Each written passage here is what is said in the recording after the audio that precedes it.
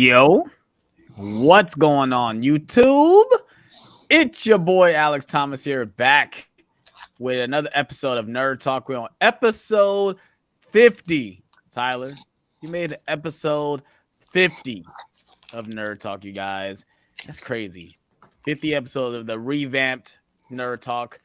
I'm very happy to be here today. We got a lot of topics to talk about, some interesting topics to talk about. I'm here with my co-host, Tyler Unna, aka Mind of a Nerd. What's going on, Tyler? You know, purging Valentine's Day. Fuck this holiday.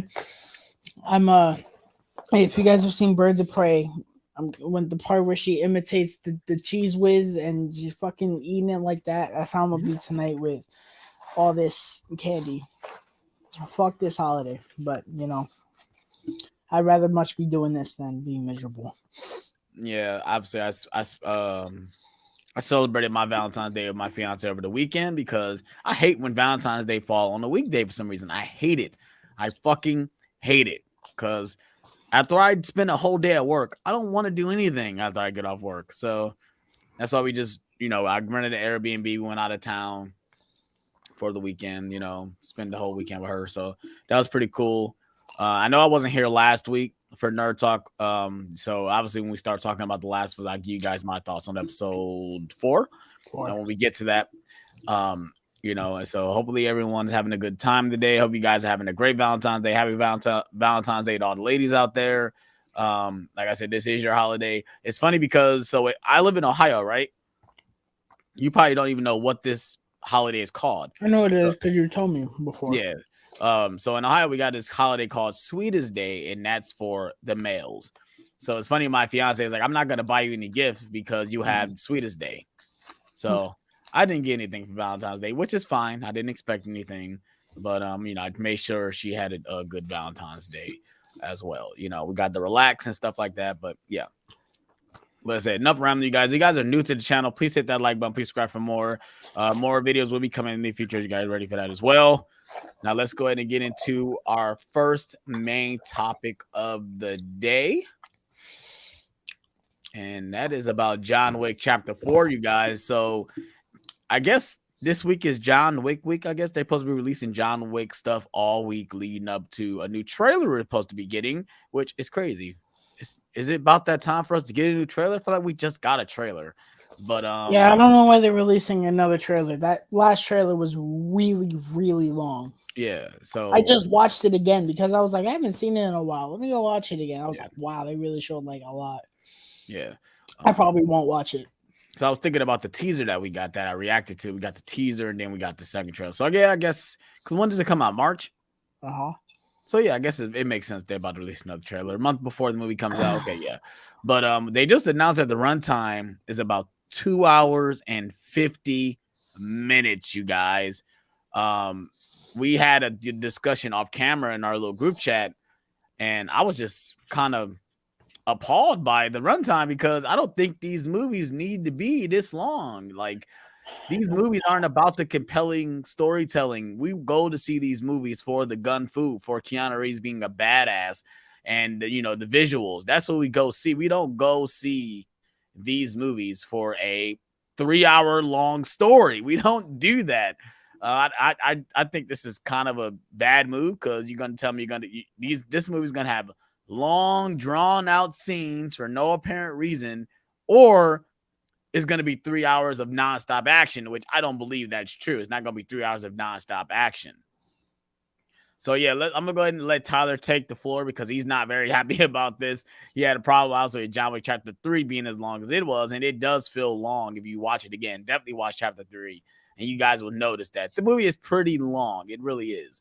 I really have a big issue with this, so I'm going to let Tyler take the floor. What are your thoughts on this, buddy? I'm not gonna go crazy right now because the next thing that we're gonna talk about, that's what I'm saving my normal rants for. But I'm just like, I don't know, my thing is, how are you gonna make this one 2 hours and 49 minutes, and then you're gonna make one more after this? Yeah, because they're supposed to be making 5, right? You're getting one more after this one. Which I don't really understand. What story are you gonna need to tell after this? Yeah. If anything, if you're gonna make this 3 hours, this need to be the conclusion of the franchise. Like the only reason why you make movies this long, if you're trying to end a story, like you're ending the story, so we're gonna put all our time in to end it. For example, Endgame. Like the movie had to be 3 hours. You're culminating The Dark Knight Rises. The Dark Knight Rises, yeah. Like Return Lord of of the Rings, Turn to King, yeah. Like those movies had to be as long as they are because they're the conclusion of the story. And obviously this is not the inclusion because we're getting another movie. But I mean, I have no doubt this movie is not gonna be. It's not gonna. This is not gonna be a terrible movie. I think we're gonna be. I think the movie's gonna be good, but this runtime is like really blowing me a little bit. I'm not even gonna lie. That's a big red flag. Yeah. And then we read. There was a story that we read. The movie's like 4. They got a 4-hour long cut, right? Like it's like 4 hours long or something like that. So somebody went to a test screening for it, and the test screening was 3 hours long. So they only cut out about 10 minutes of the movie. That's what it was. It was 3 hours long. He's like, okay, they're gonna cut it down to like 2:20 at best. No, they didn't. They only cut 10 minutes out. So, but that person that saw the movie said this was the best one, and it's everything you could have asked for a John Wick movie. I was like, I hope, because 3, I feel like 3 should have been the best one. There's a lot in that movie that I absolutely love. The first hour of that movie is the best John Wick movie. I love the first hour of that movie. The first act leading into the second act is awesome. Yeah, the beginning up until the end of the Halle Berry sequence. Yes. That is epic. Yes. And then there's some epicness after that, but the part where he's in the desert is really slow. Yeah. Yep. The part where he goes back to the Continental is cool. And the part where they're taking out the guys with the bullets, that shit is dope. Yeah. But then when you get to where he's going up in that tower thing, I'm like, yo, this shit is dragging, bro. Mm-hmm. Oh my God. And then the ending. I hate the ending to that movie. I hate the ending. I remember the first time I saw it, I said, what the fuck? Yep. I was like, how fucking on the nose could you possibly be that you just wanted to make another one? Yeah. That's exactly what I said. I said I looked. It's funny because I didn't see it in theaters. I watched it when I bought it on 4K, and I watched it. I'm like, and I saw the ending. I'm like, they're making another one. They didn't have to tell me like they're making another one. There's no way it's that this is not the because end. I went into that movie thinking it was gonna be the last one. I did. Yeah, for sure. I don't know why. I just did.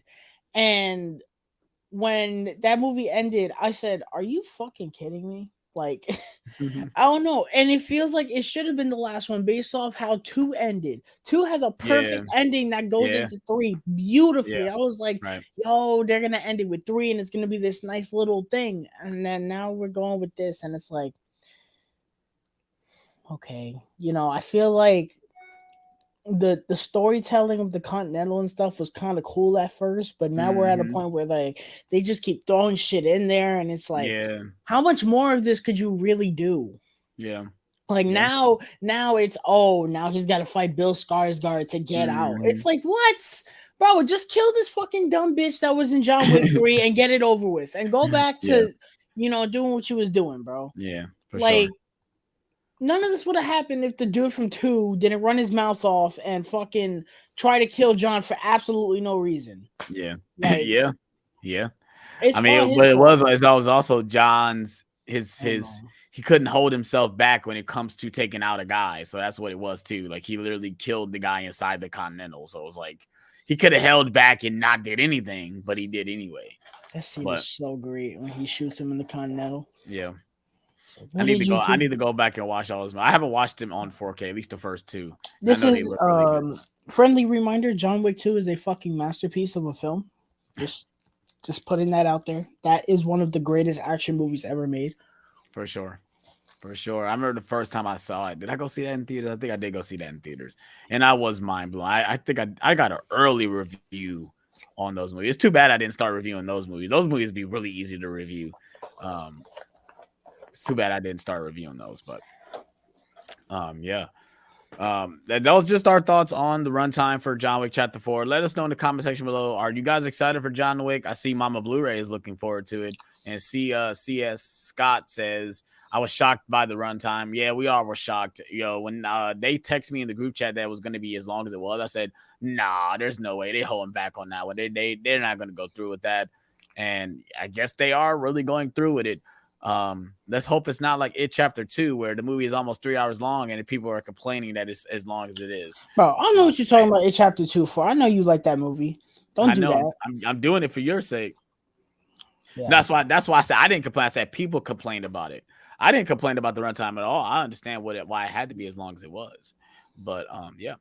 But let's go ahead and move on to the next topic of the day. And Tyler, you guys are going to hear a rant from Tyler. Get ready for it. But let me go first. I'm going to let Tyler go last when it comes to his rant so he can build it up. But so Disney has announced 3 new upcoming sequels. If you guys have followed the news, you guys already know what they are, but we're going to tell you, obviously. We got Zootopia 2, Frozen 3, and Toy Story 5. That's the one that everyone is like going crazy over because why are they making a 5th Toy Story movie? And I wish I had a little a sound thing or whatever, but I want to sound like Mr. Krabs right now because of money.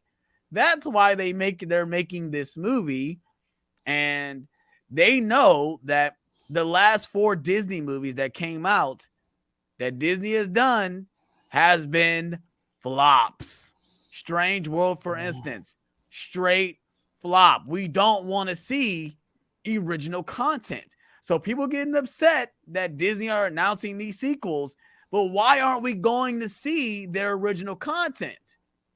We're not going to see people did go see Encanto.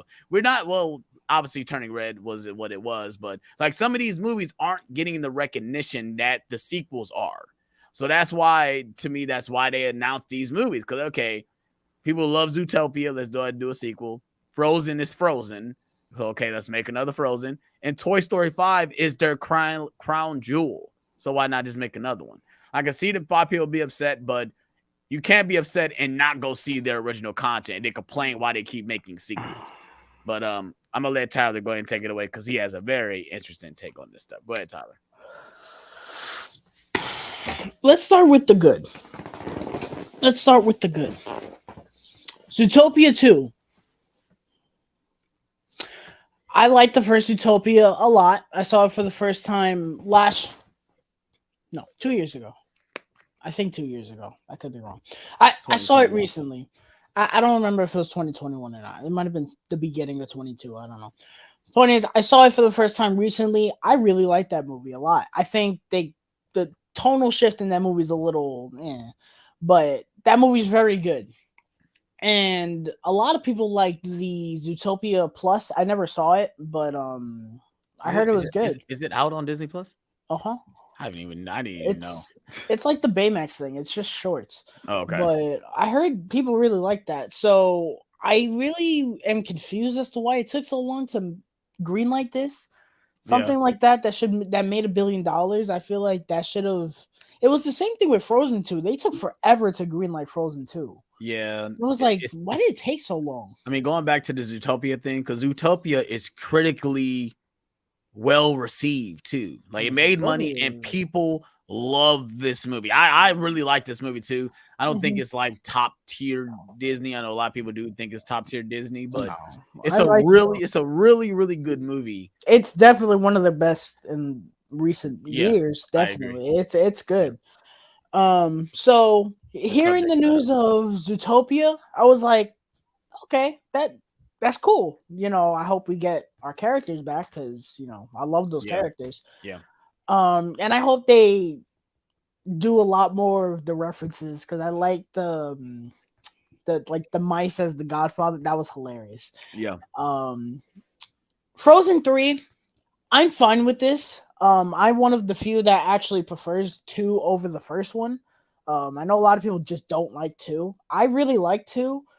So, now Granted, 2 is mostly really good because of Elsa. Everything else that doesn't have to do with Elsa was kind of just there, especially fucking Olaf. Jesus Christ.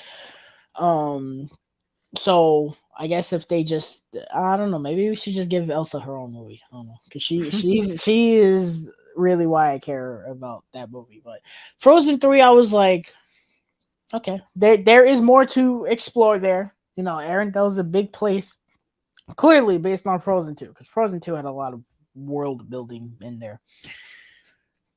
And then we get to this fucking thing, which I am glad I'm not on an island with this. Normally with things like this, I'm on an island and everyone wants to fucking blast me and be like, oh, why are you being so negative? Just to fucking enjoy for what it is. No, I'm not on an island. Most people agree with me. I hate this studio so fucking much.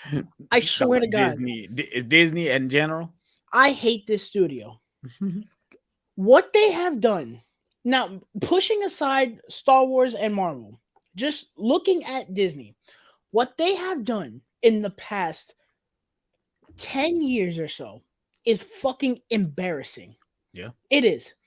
Because their original content has not been very good. I can maybe think of like 2 or 3 things that I've genuinely loved. Big Hero 6, I fucking love. Zootopia is really, really good. Moana. I love Moana. Moana, yeah. Encanto. I love Encanto. Coco is really good too. You know, there are some things. But Toy Story 4. Toy Story 4 is good. But their ways and their strategies, and I get why they do them, but their ways and their strategies are fucking appalling. They really are. They do not prioritize originality, and it is honestly disgusting. I agree. And for the people that want to tell me, oh, well, don't count out Toy Story, man. Toy Story is going to be good. Am I saying it's not going to be good? No. Nobody said that. No, but why is it happening? Yeah, why do we need it? We've had 2 endings to this franchise already. Right. Yep. Enough. Unless they're gonna do, it's not connected. There's no Woody and Buzz. It's a whole new set of toys, whole new set of characters, and then but that's not to me. It's not right. Exactly. This is what I was thinking. Is that being that I swear to God, I don't know how you follow up Toy Story 4 because you got rid of Woody. How did they sell Toy Story 3? I mean, the way Toy Story 3 ends, to me, that's a great conclusion to that okay. But the difference with that is Toy Story 4, yes, we all were like, how are you going to do that? But the difference was they were all together. Right. So you could have done something where they're like, oh yeah, they go on their own adventure, which they did. They all went on their own adventure. Here, they're all separated. Well, not they're all separated, but the main characters are separated. Spoiler alert, Woody is separated from the gang now. He's separate from everyone. Your only solution, if you were to follow up 4, is you undo the ending to 4, making 4 fucking useless. Yeah. Or Woody is just not a character in this movie. Like, it's focused on Buzz. They're not going to do that. Yeah, that's what. There's a lot of things they're gonna have to either sacrifice or do in this movie that's either gonna piss half the community off, or it's gonna piss. You can't satisfy everybody with this movie. The only way I can see them satisfying everybody is if they make it an in-between quote where it's like it takes place from between Toy Story 2 and 3. And you do something within there. That is the only thing I've been able to come up with within the past week. Because I can't think of anything. I don't see them. You say it takes place between 2 and 3, right?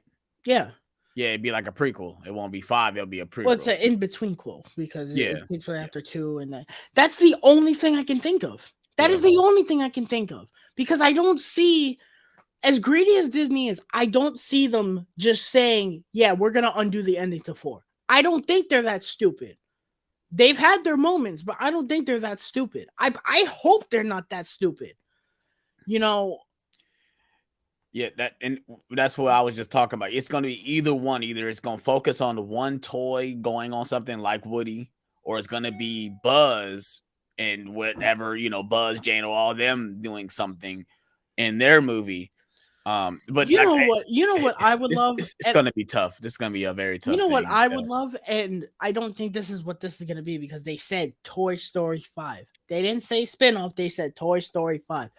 What I would love. And this could be great if you handled it properly. What if we got a Woody's Roundup spinoff where it was you followed Woody, Jesse, oh my God, Stinky Bullseye, Pete. And Stinky Pete. You followed all of them while they're doing the show and maybe do a character dive. And then when they cancel the show and they're going through all this stuff, maybe go through them as toys as well. Yeah. Yeah. Somebody say don't give me a Woody's Roundup. You do like Buzz, where Buzz. No. Don't do that. I don't think I want to see that. But I feel like that could be kind of cool, and you could do some like adult themes there. That's the only thing I can think of. Other than that, I don't know what they're doing. And for all the here we go. This is the one where I swear to God, I almost deleted my Instagram after this. For everyone saying, well, why didn't you go see Strange World? Why didn't you go see Encanto? First of all, I did go see Encanto, motherfucker. I was there the week after because I fucking hate kids. So I didn't want to go see that shit the premiere of, okay? I still went to go see that shit. Second of all, Strange World had the worst marketing of any Disney movie I have ever seen in 20 years of living on this planet Earth. Most people, including this person right here, did not even know that movie was coming out until the week of. Yep. That movie had some of the worst marketing I've ever seen for a movie in my life under a major studio. Even when the trailers were shown in the theater, they weren't even trailers. The first one wasn't. Well, the second one was a trailer. Yeah, even the Notorious Nemo said, "What is Strange World?" Well, it's funny because it just came out on 4K and Blu-ray today, and I didn't even know who's coming out today either. Neither did I. Like, what the fuck? Like, I don't know. It to me, it's like Disney, and I agree. I think Disney is worse with Disney is terrible with their original content for marketing. They do not market shit for their original stuff. No. And then you want to talk about why can't you support these movies, right? Well, let's look at the movies that have come out that were original, shall we? Soul, Disney Plus. Buka, Disney Plus. Turning Red, Disney Plus. How am I supposed to support it other than watching it on Disney Plus? Yeah. And then for the people saying, oh, why didn't you make a big deal? I didn't make a big deal. I didn't make a big deal when Turning Red was put on Disney Plus. I went off on Disney when they did that. Now, I wasn't excited for Turning Red. I don't like Turning Red. I think that movie's not good. But the fact that that movie was not put in theaters when people were making that movie and were told that that movie was going to be on in theaters, and then you throw it on fucking Disney Plus, that's not okay. How am I supposed to support? No wonder Disney's fucking losing money because they keep throwing this shit on Disney Plus. Yeah, I'm really surprised that Strange World came out in theaters. I'm not even gonna lie. They should have threw Strange World on Disney Plus. I'm so surprised that it made they did that. Theater. They did that the worst part backwards. It came out the same week as Black Panther, right? It was around there. Around the same time, like after. I mean, for one, that's a bad move. There. That's a bad move for one, because and you can't say, "Oh, well, you can't release movies around Thanksgiving because they're not going to make money." Really? Ralph Breaks the Internet didn't make money? Creed 2 didn't make money? Really? Yeah. Enough with the fucking excuses. They did this shit so ass backwards. They put marketing into all those movies that went on Disney Plus, including Soul, which went straight to Disney Plus in 2020. Meanwhile, they gave no marketing to Stranger Things and they put it in theaters and expected people to go fucking see it. Yeah. How do you, and then you want to sit here and be like, oh, well, that's why we're getting, yes, I know that's why we're getting these fucking movies, but don't sit here and use that as some like, oh, haha, this is why you're wrong. the fuck out my face with that shit, bro. Now, what's going to be the one complaint when Toy Story comes out? Oh, did we really need this? That's the one complaint we have with 4 right now. Yeah. That's the one sequel in that franchise I don't look forward to watching. And it's not because it's a bad movie, because it's just a whatever movie. Yeah. And now you're going to do this shit again. Yeah. And nobody has a problem with it. It's the same thing. It's the same thing with the Disney, the live action remakes. Nobody has a problem with the Disney live action remakes. You will sit here and complain, oh, why are they ruining my childhood? But then contribute to the $1 billion that they fucking make every time they put these shits in theaters, bro. Yep. Everyone said, oh, Lion King was shit. What happened? $1 billion. Mm-hmm. Yep. I don't get it. It's going to be the same thing with The Little Mermaid. Why does Little Mermaid have no marketing? Because they know it will make $1 billion off the fucking name itself. Disney is a fucking embarrassment, bro. They're embarrassing. Yeah. The Star Wars thing is a whole nother thing. What they did with the movies. That was a fucking joke and a half. And what they're doing with Marvel right now is pissing me off too. With the fact that they're just not marketing their fucking movies. Yeah. Like, what most people don't even know Ant-Man was coming out this week. There are a lot of people that came out that, you know, but I woke up this week on Monday and I was like, oh yeah, I'm seeing Ant-Man this week.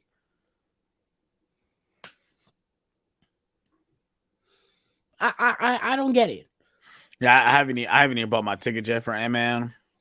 I mean, obviously things have happened. That's why I haven't bought them. But I mean, for one, it's like that wasn't a pre-order ticket for me. I mean, I'm curious about the movie. I think my excitement level has kind of went down for it. I haven't even watched any of the trailers since, you know, they've been released or anything. Guardians 3, I feel like has more marketing so far than Ant-Man.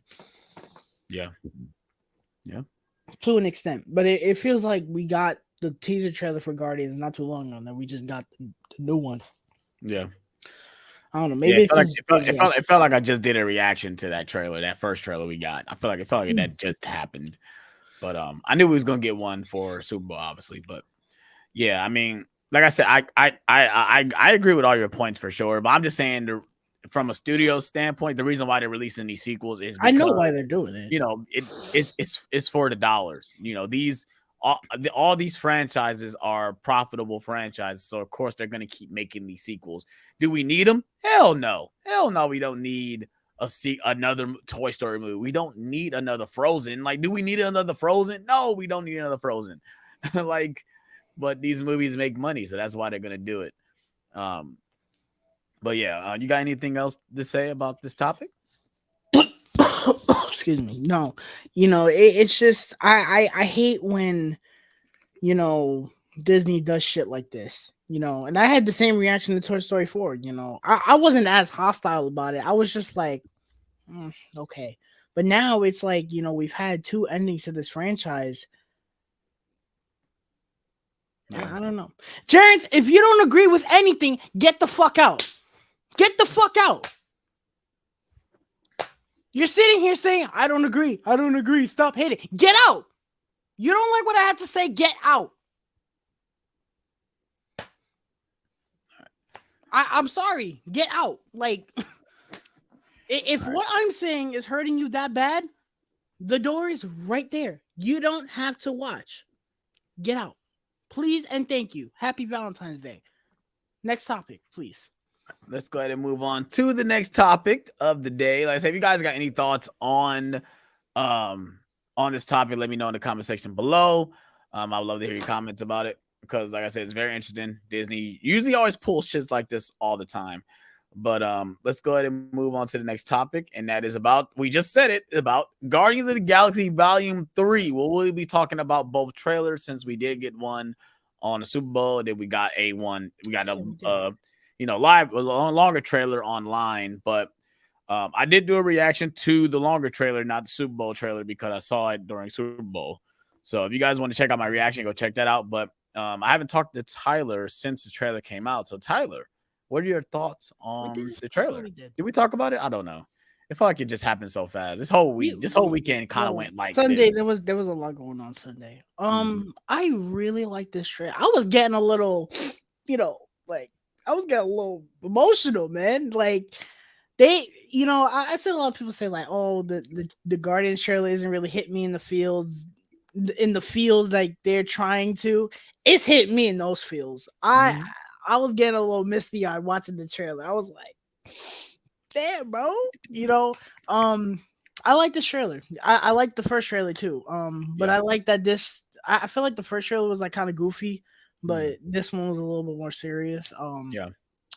This definitely sounds like the movie that we were pitched like forever ago when they were like, yeah, this is like the most emotional fucking thing like ever. Mhm. Um, I, it looks good. It looks really good. I like the way it looks.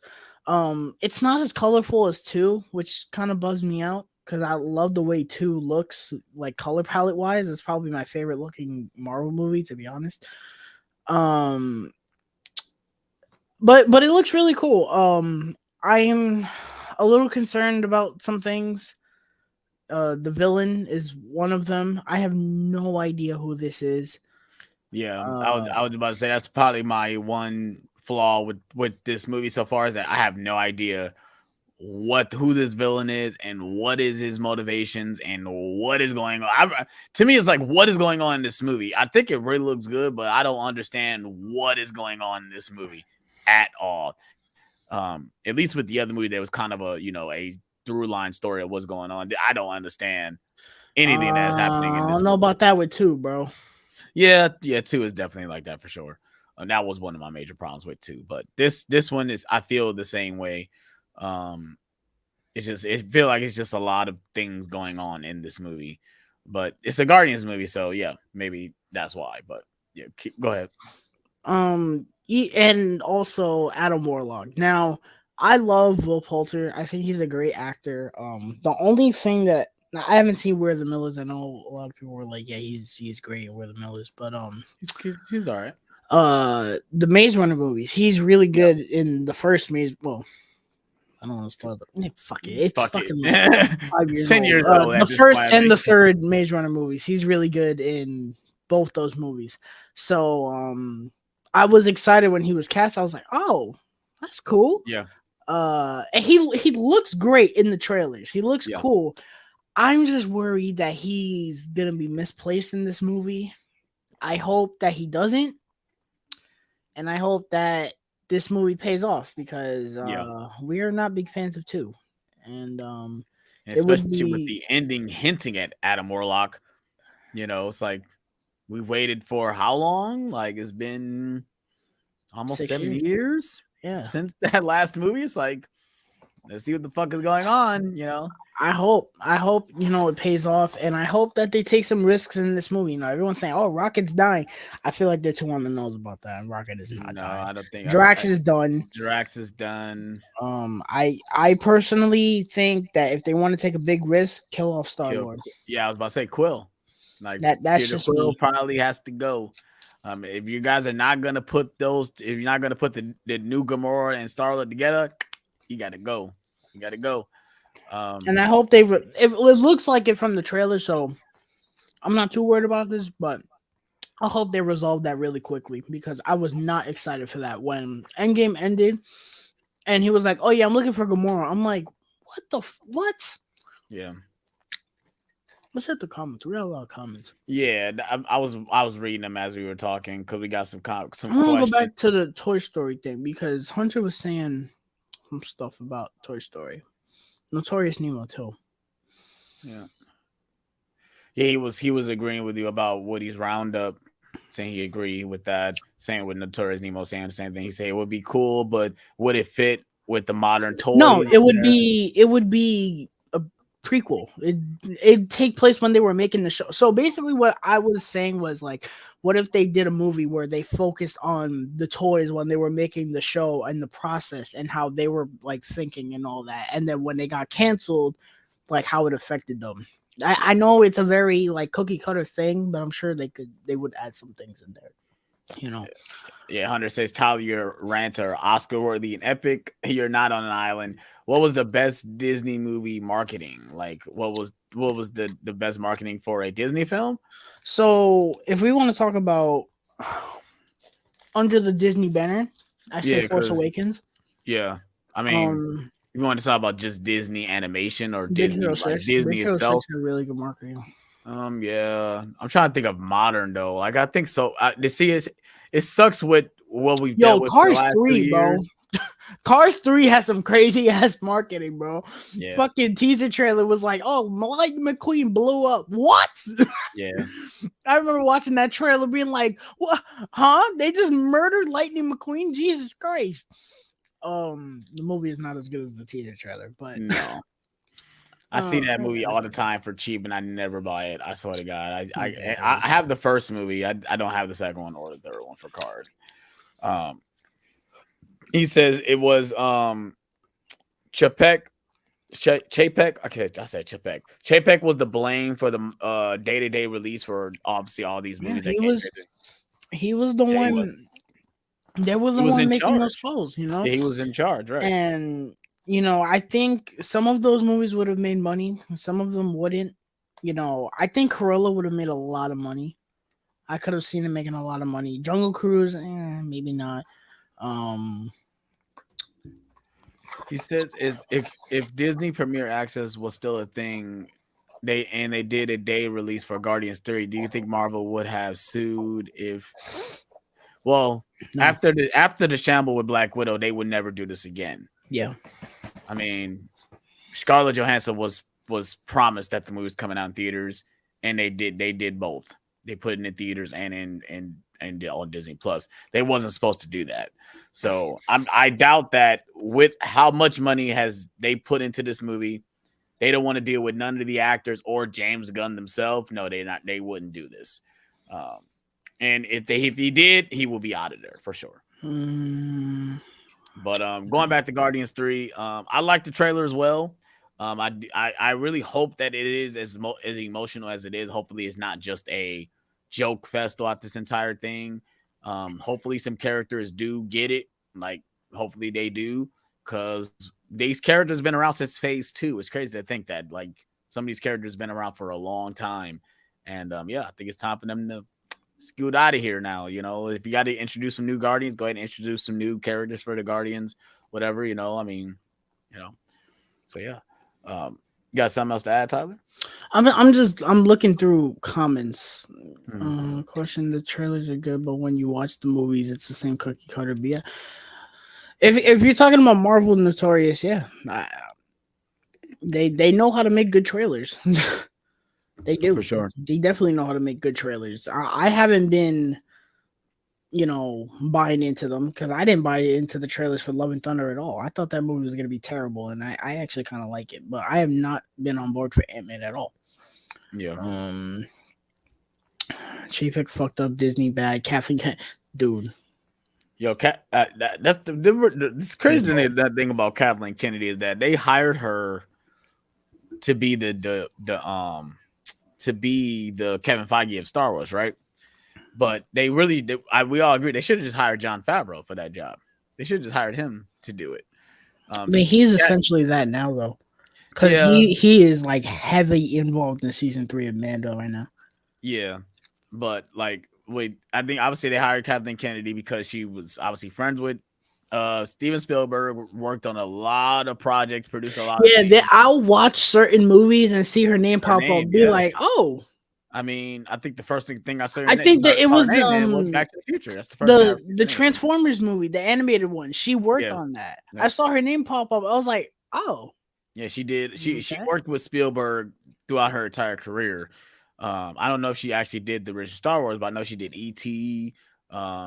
She did the Back to the Future movie. She worked on a lot of big projects in the 80s and early 90s. So. That's kind of got her into that job, but Hunter, I haven't seen Detroit. I have to though. I want to see that movie. I heard it was pretty good. Yeah, Mista. He did an interview where he said like he felt betrayed by what Disney did after thinking she was the right choice, and that's what you get when you let people do what they want. Mm-hmm. Yeah, to me is and I agree. That's one thing I like. All the prequel movies is I understand there's no direction. There's no direction with either one. You can watch all 3 of those back to back to back, and there's no direction at all. it's kind of like you're getting slapped both times like this. I mean, I feel like it's more with Last Jedi and Rise of Skywalker because you could watch Force Awakens and then go to Last Jedi. They get rid of some things, but if that movie feels like a sequel to Force Awakens, Rise of Skywalker doesn't feel like a sequel to Last Jedi at all. It feels like a sequel to Force Awakens. But but you got any more thoughts on the Guardians 3 trailer? I did like the TV spot too. The problem I thought that's all we were gonna get. I didn't think once I saw it said trailer online now, I looked at my brother and like, well, I guess I'm going home to do a reaction, and I kind of got home pretty early too. I watched a little bit of the game. We didn't even talk about the game. Did you watch the game? You didn't watch the game. You didn't care about the game. I watched the game. Okay. I thought it was a good game. Actually, I love the last 30 seconds. Yeah, people were very upset about the last couple plays. I wasn't upset about it. I was just like, okay. I mean, to me, it's like, are you talking about the call, right? The holding call? No. Yeah, I mean, to me, it's like that was the right call for 1. 2, the refs didn't. All you Eagles fans out there, do not rip my comment section. The ref didn't make y'all lose the game. Your defense made you lose the game. Both teams were pretty iffy on defense, though. I ain't gonna both of them were iffy for sure. I mean, the score was they scored 30-some points. Yeah, they both scored like within the first quarter. Like, yeah, for sure. Kansas City was on something, bro. Yeah, for sure. But yeah, I thought that was a good game. Thought the halftime show was cool. That was a great game. So yeah. Any more thoughts on Guardians? If you guys saw the trailers, let me know in the comment section below. We really enjoyed the spots that they showed. Obviously, I did a reaction. If you guys want to check my reaction, go check that out as well. Let's go ahead and move on to our next topic. And this trailer, oh my fucking God. I forgot we were talking about this. And this is Fast X. I did do a reaction to this too. And I've watched it a couple more times because I still don't understand why the fuck is this movie happening. What the hell is going on in this movie? You got Cypher and Letty sitting on fucking hospital beds. Like, it's Endgame, bro. It's the Fast and Furious Endgame. What the fuck is going on in this movie? You got Jason Momoa showing up from Fast 5 when he wasn't in Fast 5. Like, what the fuck? He's in water like he's Aquaman all of a sudden. Like, that shot is this movie? What is this movie, terrible, bro? That shot where he opens his eye, that shit is terrible. He's Aquaman, bro. But yeah, you guys can check out my reaction. But obviously, nah, bro. I'm obviously I'm gonna go see this movie, but I'm kind of sick of these movies now. But I'm kind of like getting to the point where it's like, why are we getting this? Like, I'm ready for it to end. I'm ready for it to end. It should have ended at 7. That's where it should have ended. Or at 6. 7. Or 5. Or 4. Should have ended at, well, see, they could have. There's a lot of leeway when you watch 5, 6, and 7, because 5, they end with them getting all the money. But you can tell when you watch that movie that they were ready to go home. They were on the run the whole time. And then with 6, they had an opportunity to go home. So it's okay. There's a reason why they're doing what they're doing. Now these movies, there's no reason. They're being hunted by all these villains all of a sudden because of what they've done in previous movies. It's like, what? So the gist of this movie is Jason Momoa is the son of the drug dealer in Fast 5. Is he the son? Did they confirm that he's the son? I'm saying that he's the son. I don't know. They haven't confirmed how they're related, but I'm guessing that's his dad. And probably fucking Jason Momoa's going after Vin Diesel because of that. Oh, you took my family, they're gonna come take your family. It's like, and what did Dom say? You would never take my family. It's like, what the fuck? I don't know, bro. I'm done. Go ahead, Tyler. Go ahead, bro. I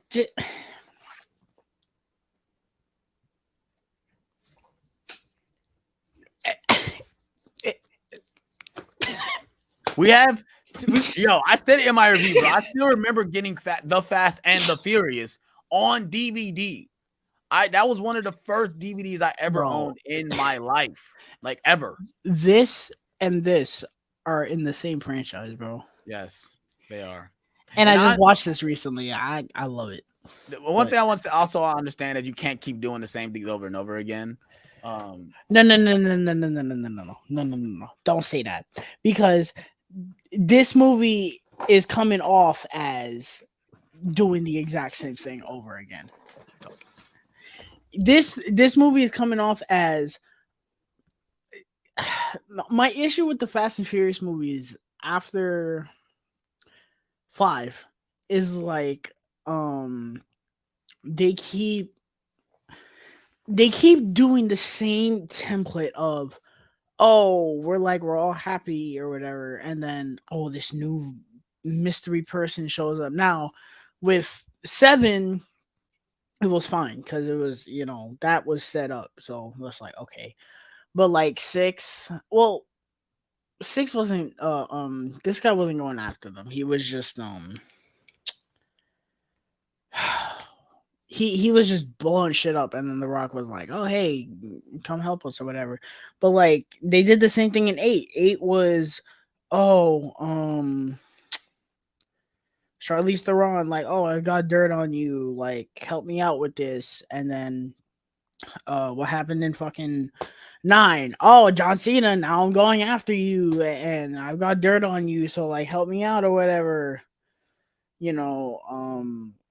And now it's Jason Momoa. Oh, you killed my family. Like,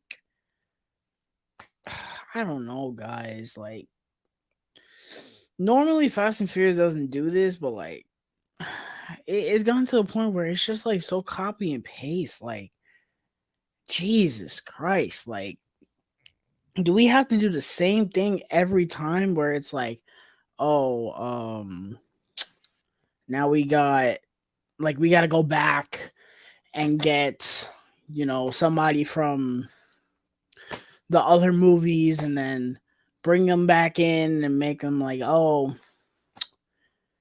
like they were here the whole time. It's like, dude, oh my God. Like, they think the audience is idiots. Like, I hate that this franchise, that's all they do now. It's just, oh yeah, this person was here the whole time. Like, I remember when I saw that in the trailer, like, oh yeah, it's Fast 5. I was like, get the fuck out of here, bro. Yeah, What? I said that once I seen the scene where he's standing in the door, like the hole that the bolt is in, I'm like, bro. And then they showed that he wanted to he's in hit the his car. Bro. He was not in the car. He's not with in the him. fucking car, bro. If he was in the car, he'd be fucking dead, bro. Right.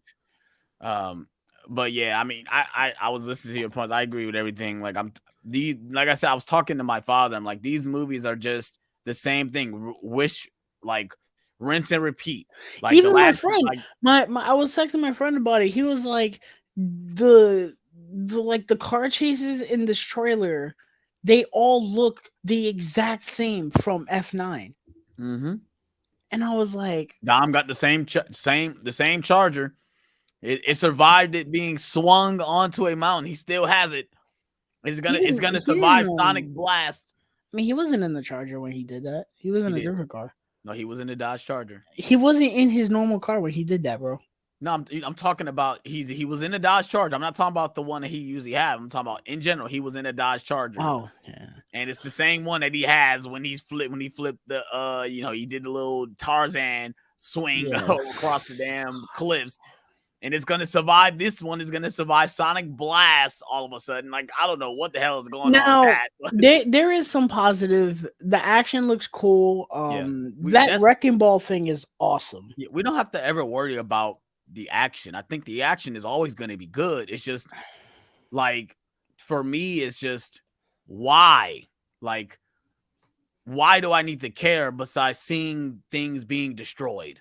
Like, also, it seems like we know Dom is going to survive all this. We know these characters are not going to die, so why do we care?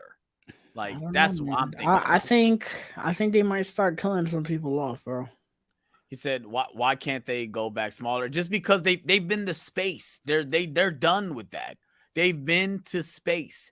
Now we talked about the next thing. They're gonna go into the ground or they're gonna go back in time. Like that's what they have to do. Now, next. to be fair, this movie, to me at least, I know Alex doesn't really agree. I don't think this movie looks as insane as 9 did. When I watched the trailer for 9, I was like, bro, what the fuck is this, bro? I was like, this shit looks like a cartoon. This one, it does, like, yes, it looks stupid. Like, the part with the helicopters made me roll of laughter. And then the part in the Super Bowl trailer where he fucking jumps off the fucking, I don't know what that place is called. I know what it is. But when he did that, I almost passed out of laughter at Kevin's house. I was watching it at his house. I mean, the fact that he drives off of a plane and smashed 2 armored cars. Bro, you know what I thought? Bro, and his car is not scathed. They gave him the Optimus Prime entrance, bro. Bro, yeah, from Transformers Rise Revenge of the Fallen. That's the first thing I thought of. I said, bro, they gave this man a fucking Optimus Prime entrance, bro.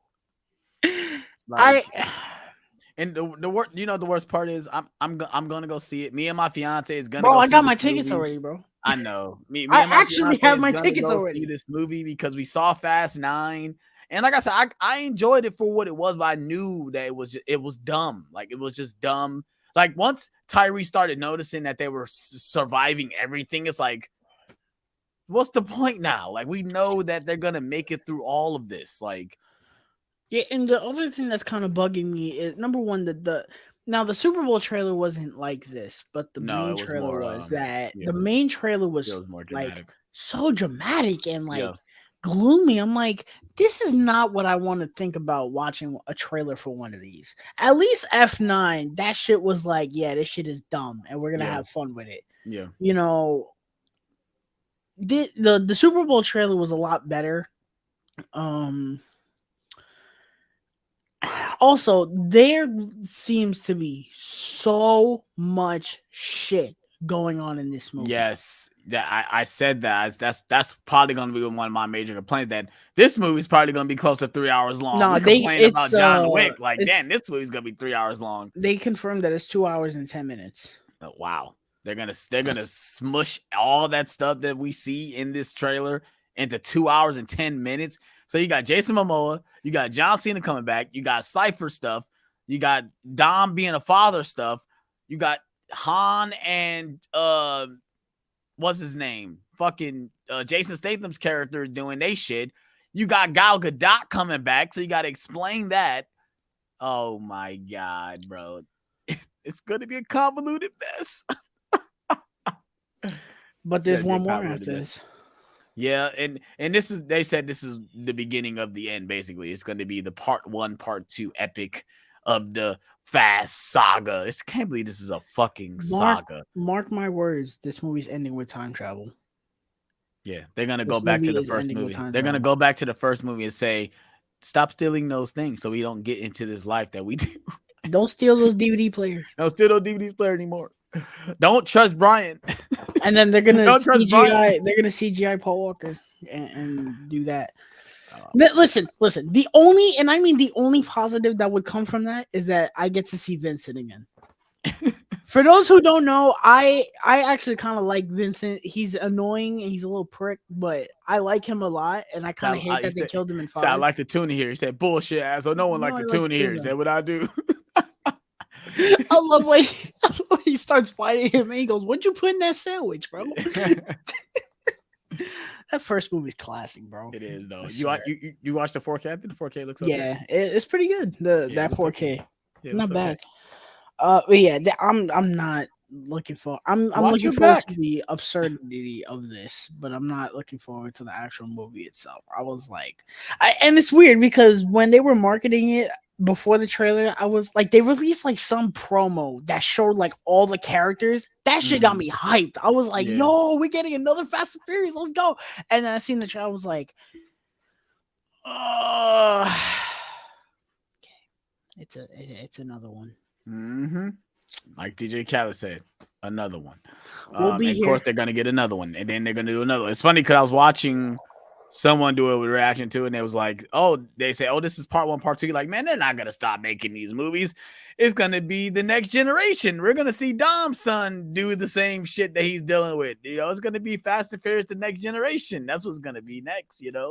Well, I feel like they tried that. There's this Netflix show called like Spy Racers or some shit, and it's like the main character is like his cousin. Oh, it something. takes place in the same universe as Fast and Furious. His last name is Toretto, so it's like, oh, okay. I don't know if they want to do that again, because I don't hear anyone talk about that show. It's still going. Oh wow. So, okay. Well, I think I've said enough I wanted to say about the Fast X trailer. Like I said, I did do a reaction to it. If you guys have not seen my reaction, go check it out. I think I had a good time watching the trailer, but afterwards I just like, what the fuck did I just watch? But yeah. He had the exact reaction I wanted him to have in the trailer. I texted him when the trailer came out. I said, please, for the love of God, react to this trailer.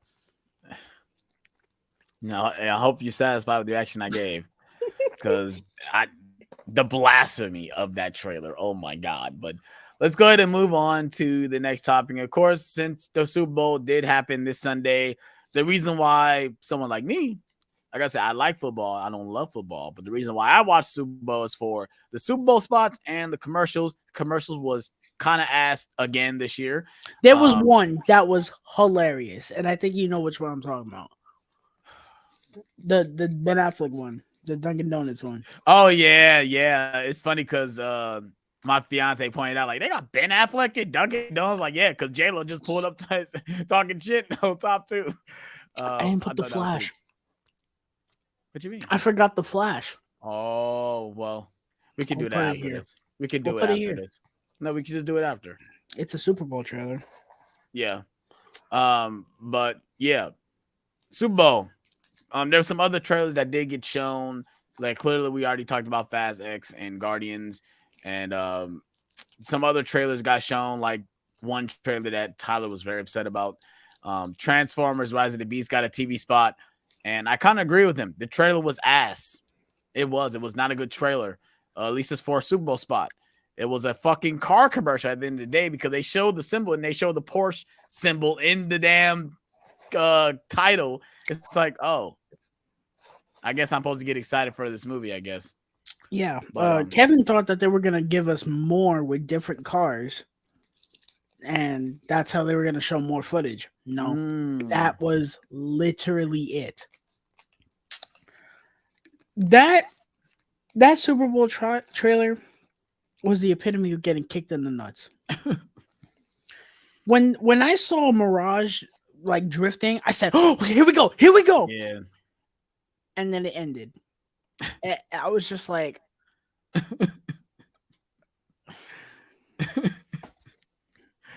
yeah, it's funny because I'm watching. I'm like, I'm not seeing nothing that's like, like I'm not seeing anything that's like, because usually, like I said, yeah, or new, yeah, because if you guys have go back and watch the Transformers TV spots, they had TV spots for every single movie that came out for the Super Bowl, and they're all fire.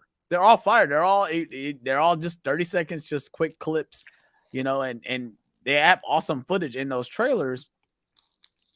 And this one was just like, nah. You got another Transformers movie coming out, guys. I guess Pete Davidson is voicing Mirage, and I didn't know that. Oh, I didn't know that either. I was just like, oh, so that's Pete Davidson. No wonder he's like the main character that's not Optimus. Yeah, but I do like Pete Davidson, by the way. That's not me dissing Pete Davidson. It's just like, but that makes sense why he is basically that entire TV spot. Okay. Yeah, he was in a couple commercials. He had the commercial with Brie Larson and John Hamm where they're inside the refrigerator. That was funny. Yeah. But yeah, I thought the trailer was pretty meh. Also, another trailer that was pretty meh was the Indiana Jones 5 trailer. I thought it was pretty meh. My mother was pretty excited because she likes Harrison Ford, so she was pretty excited. Like, oh my god, another Indiana Jones movie. I feel like this one showed nothing new either. Nothing really stood out to me. No, I mean, well, no, the end part was different when they jumped out of that plane or whatever. Like that was new, but like nothing really stood out to me. I was like, this is more the same stuff that we saw. Yeah, I mean, if you guys are excited for Indiana Jones, you guys are probably gonna be excited for this movie. I'm not a huge fan of the franchise, so I'm at this point. This movie is just like, why do we need it? It's kind of instance like for Toy Story 5. Why do we need a fifth Indiana Jones movie? No. To be fair, I mean, this trilogy, this series to me ended with Last Crusade, but they can make this the final ending. Kingdom of the Crystal Skull is not a final ending. Fuck that shit. That movie's garbage. So that's a totally different thing. It's similar but different. But yeah, I don't think this movie needs to exist. No, it don't. What was another one that wasn't The Flash? I think that was it. Oh, we got Creed. Creed. Yeah. Which I thought it was alright. It was cool. It was cool. It's kind of like the characters merging. You see the three, I guess coming into the screen. I think the thing that excites me the most, which I guess I did not realize, the final fight. That sounds mad corny, but the final fight is gonna take place in a baseball stadium, and he filmed this all on location. Ah, okay. And it looks fucking epic. Like it looks epic. Like that excites me. Like the fact that Michael B. Jordan is directing a movie for the first time and he's filming on IMAX for the first time. Yeah. He's got some balls, bro. I'm happy about that. Yeah, but I think just he's worked with a couple directors that have done it, so he's probably been close up with the camera. So, I mean, I'm not surprised. I mean, why not? I'm sure the studio probably said, "Yeah, use this. You're gonna get better shots with these cameras." And if it's good, I mean, that's good for him because for his next projects he can how to use the cameras. I thought the trailer was fine for Creed 3.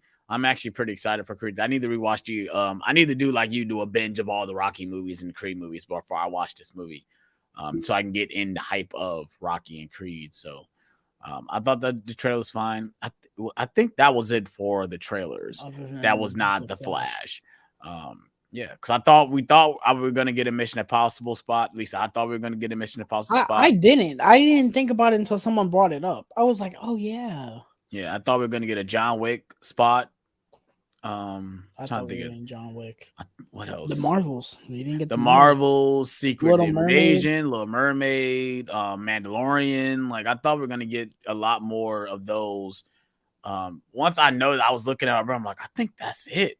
Like I don't think we're gonna get any more trailers. So yeah, let's go ahead and move on to obviously the big trailer that premiered over the weekend. And I make the banner. Let me go ahead and just make the banner, man, before we get to this, man. AJ, what's going on, yo? What's going on, AJ?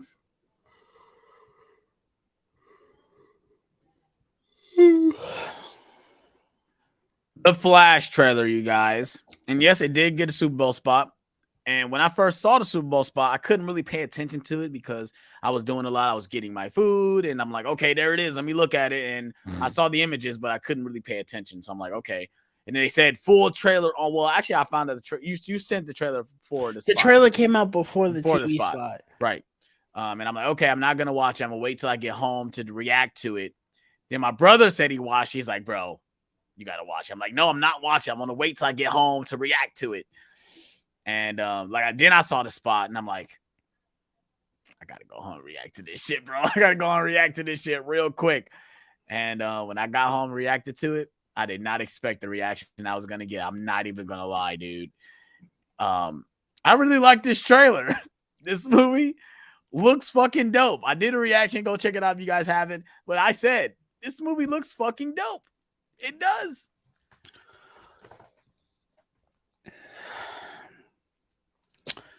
You're going to surprise us this year, you little fucker, huh?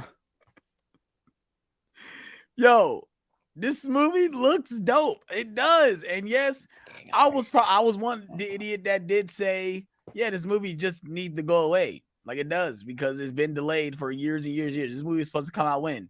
2018 or something like that. This movie is Well, no, it was actually supposed to come out in 2021, and then it was supposed to come out last year too. It felt like this movie's been on the cutting room floor for a long time. Like it just feels like it's been He got talked casted about. in 2014. Yeah, that's what I'm saying. I feel like it's been talked about for a long time. We're finally gonna get a Flash movie. And we all thought this movie was not gonna happen. And we got that one trailer we got before, and now we have this trailer. And bro, Hey, that feels like forever ago. Yeah, exactly. That was 2021. Yeah. When we had gotten that. And yeah, but I thought this trailer was fucking dope. Michael Keaton looks awesome in this trailer. It's awesome to see Ben Affleck as Batman in this trailer.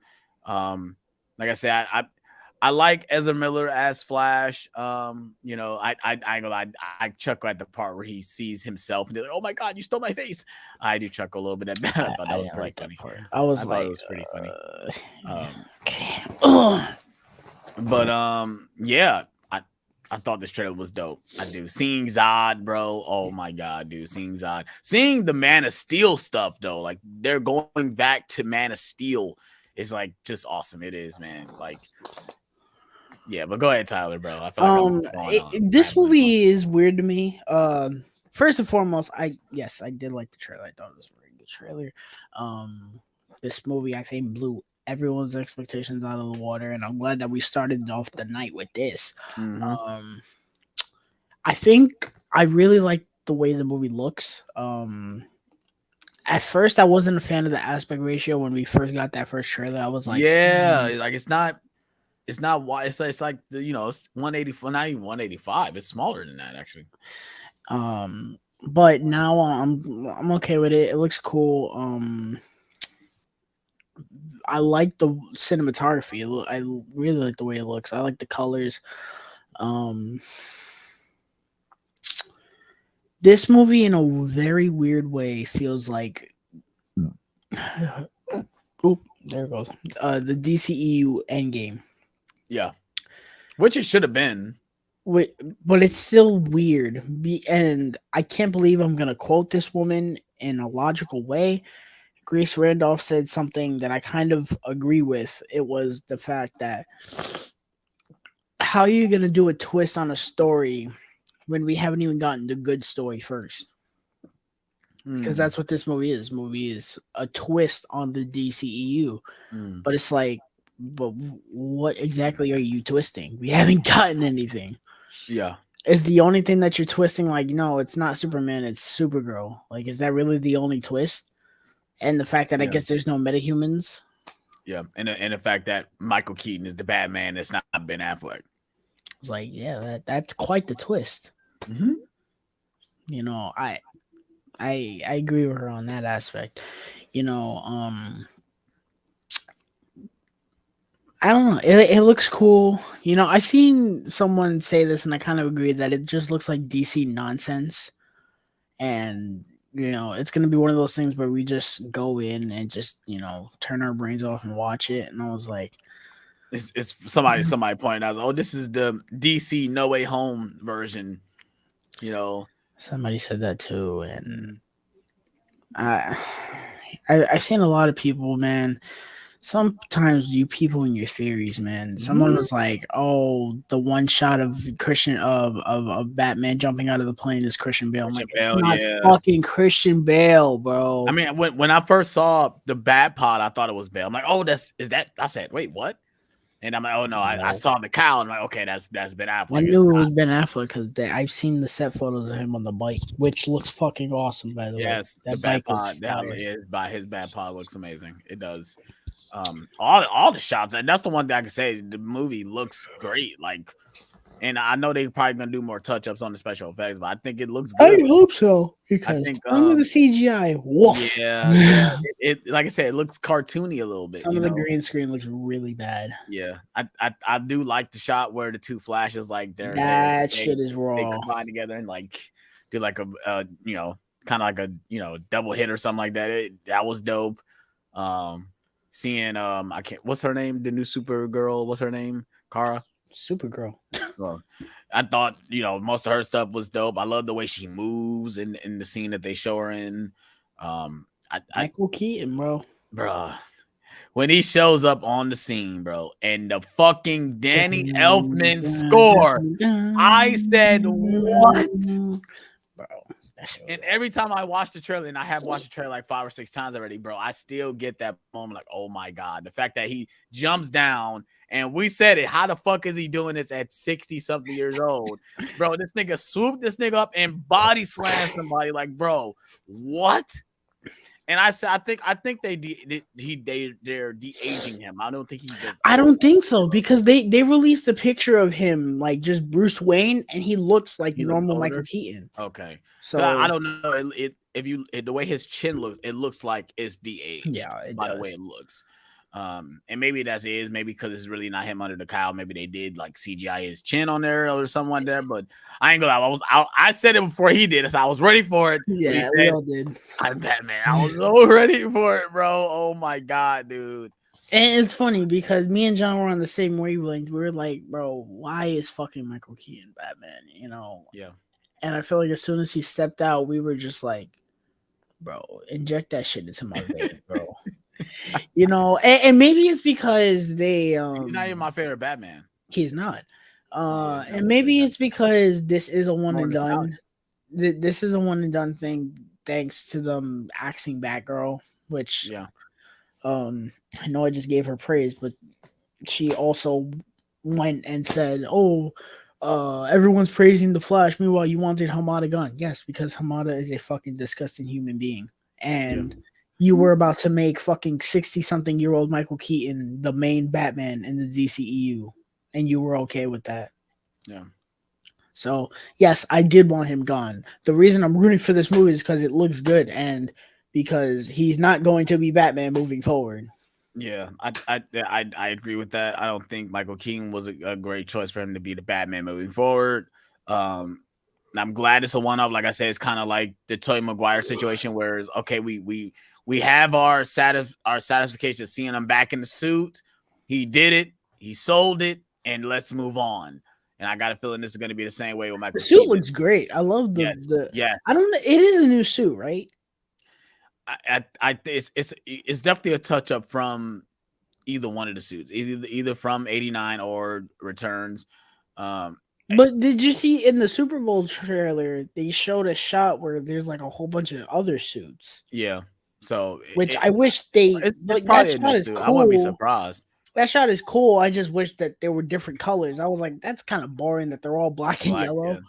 I mean, it doesn't, because if you watch Batman Returns, when he walks in, it's either one of the Batmans. He walks in his closet. It's all the same. Damn. He has no different looking suits. It's all the same suit. So to me, that makes sense for his Batman. But yeah, I thought that was so dope, bro. Like, all the little nuanced shots that we get, who knows what's going on. It does feel like a lot of nonsense is going on in this movie. Kind of feel like Fast X, just like a lot is going on. How the hell they're going to tie into certain these things that's going on. I don't know. It's like, man, it feel like a lot, but it looks dope. That's all I have to say. It looks dope. It looks cool, man. I think the main thing with this movie is how it ends. Yes. Because I think this is basically the clean slate. See, now I don't know what they're gonna do with Aquaman. Like, is that gonna be the? Well, no, we got Blue Beetle first. Yeah. So it's like, is Aquaman even gonna matter? Like, I don't know. See, like Flash, we've been told Flash is going to matter. Like, it is going to reset everything. But like, what about Aquaman? Reset what though? That's the thing. Like, maybe the next Aquaman takes place with the new reset. It's like all the events of the other movie still matter, but since he resetted everything, this new Aquaman. That's the thing. If we're getting a reset with a new Batman, how are they going to explain how the Aquaman is the same? I don't know. So that's that. We're just gonna have to wait and see. That's the only thing I can say. That's the thing. I wish that it was just a reset. Like, get rid of everybody. That's what we were talking about. Just get rid of everybody. Why are you gonna? I don't see them coming up with any story reason as to how Aquaman is the same, but we got a new Batman and a new Superman. Superman, yeah. Yeah, I was watching some. I think it was John Campbell. They were talking about what are the odds of Henry Cavill showing up, because they did 0.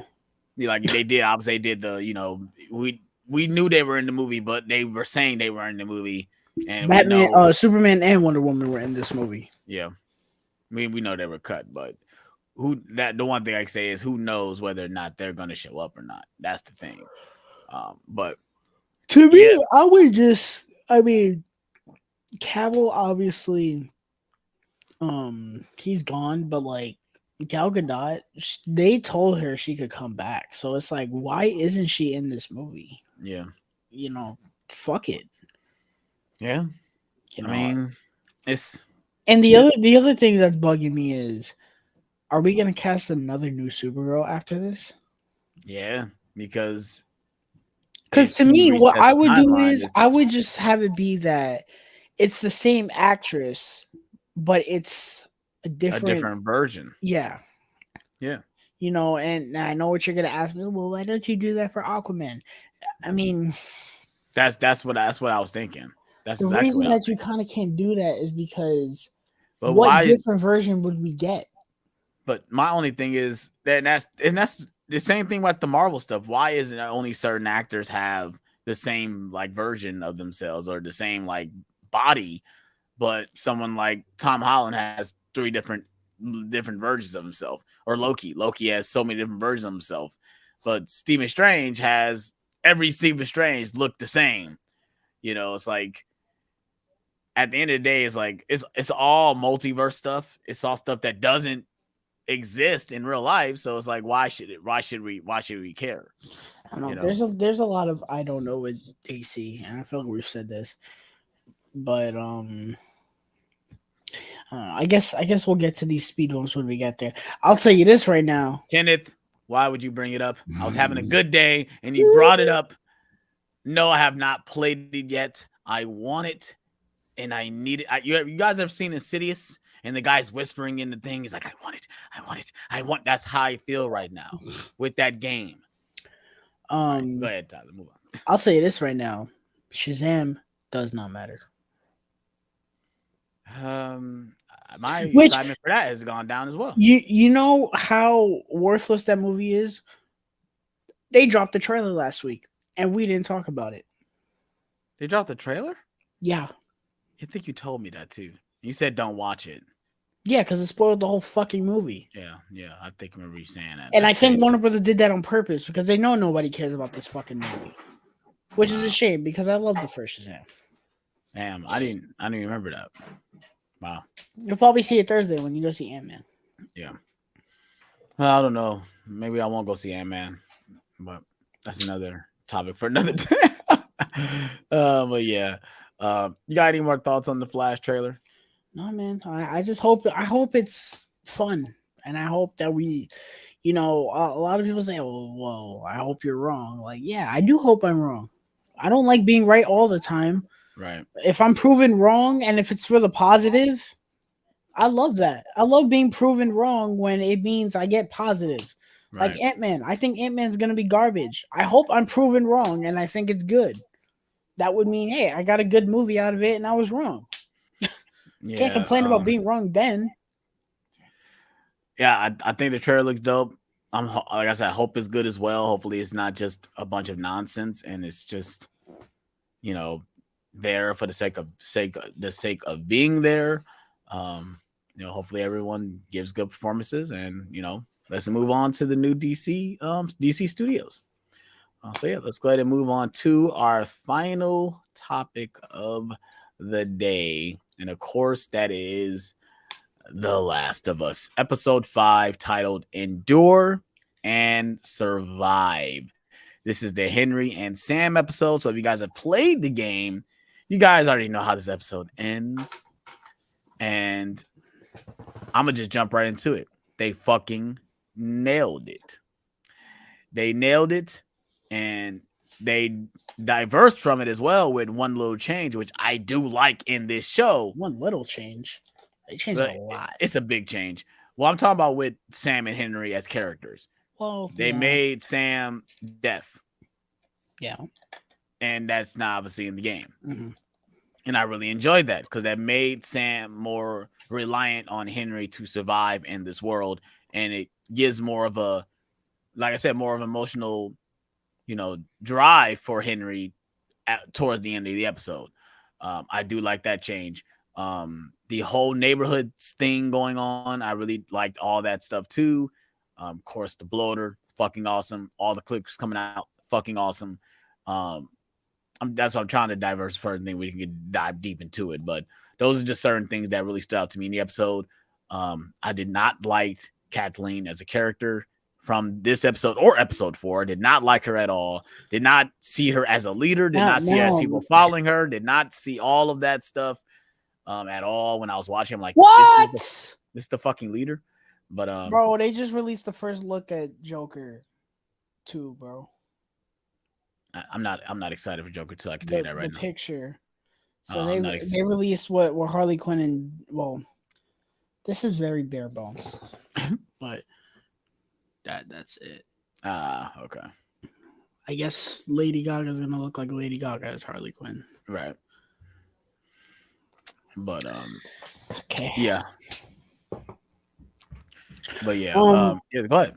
Yeah, I'm mad that you weren't there last week because we share the same feelings on Kathleen, and we could have hammered that one home because I fucking hate this bitch. Yeah, but I did not like Kathleen at all. I'm gonna start with the positives. I cried a lot.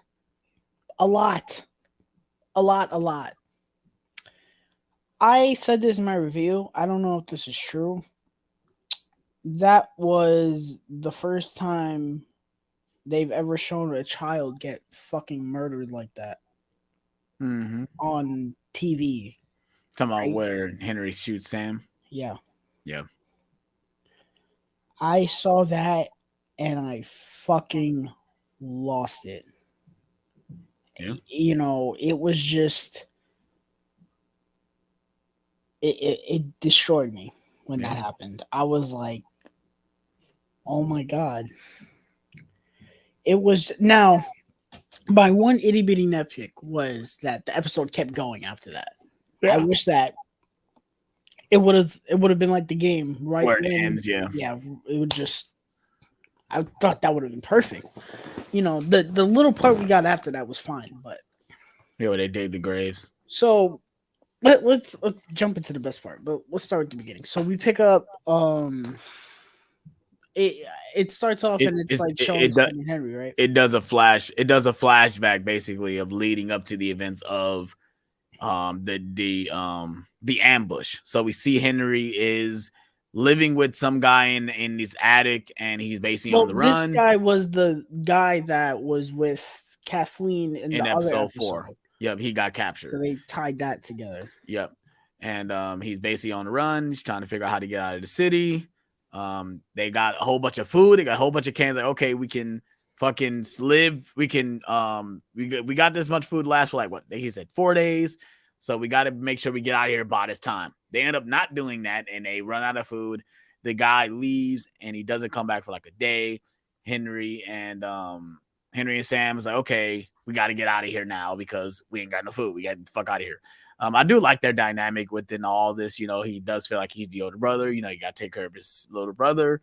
He doesn't want him to starve and stuff like that. So I feel like I'm forgetting some stuff, but I'm not, because they're basically in this room the whole time, right? I feel like they are. Yeah, they're in this room the whole time.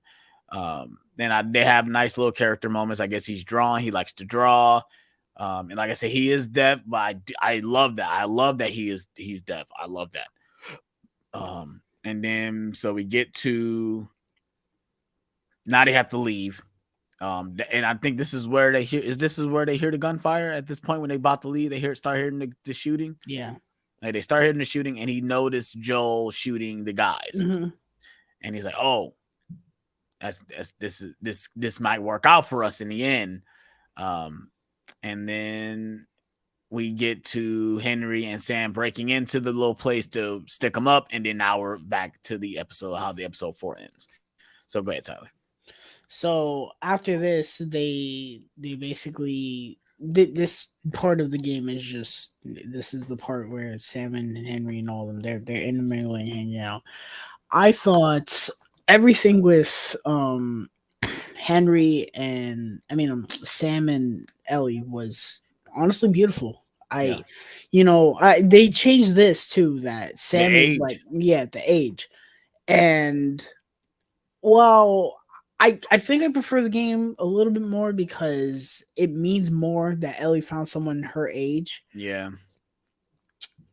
It still hits in the show because I don't think Henry's probably. I mean, Sam has probably never encountered a child before. Yeah. He's probably only been with Henry. That's it. Yeah.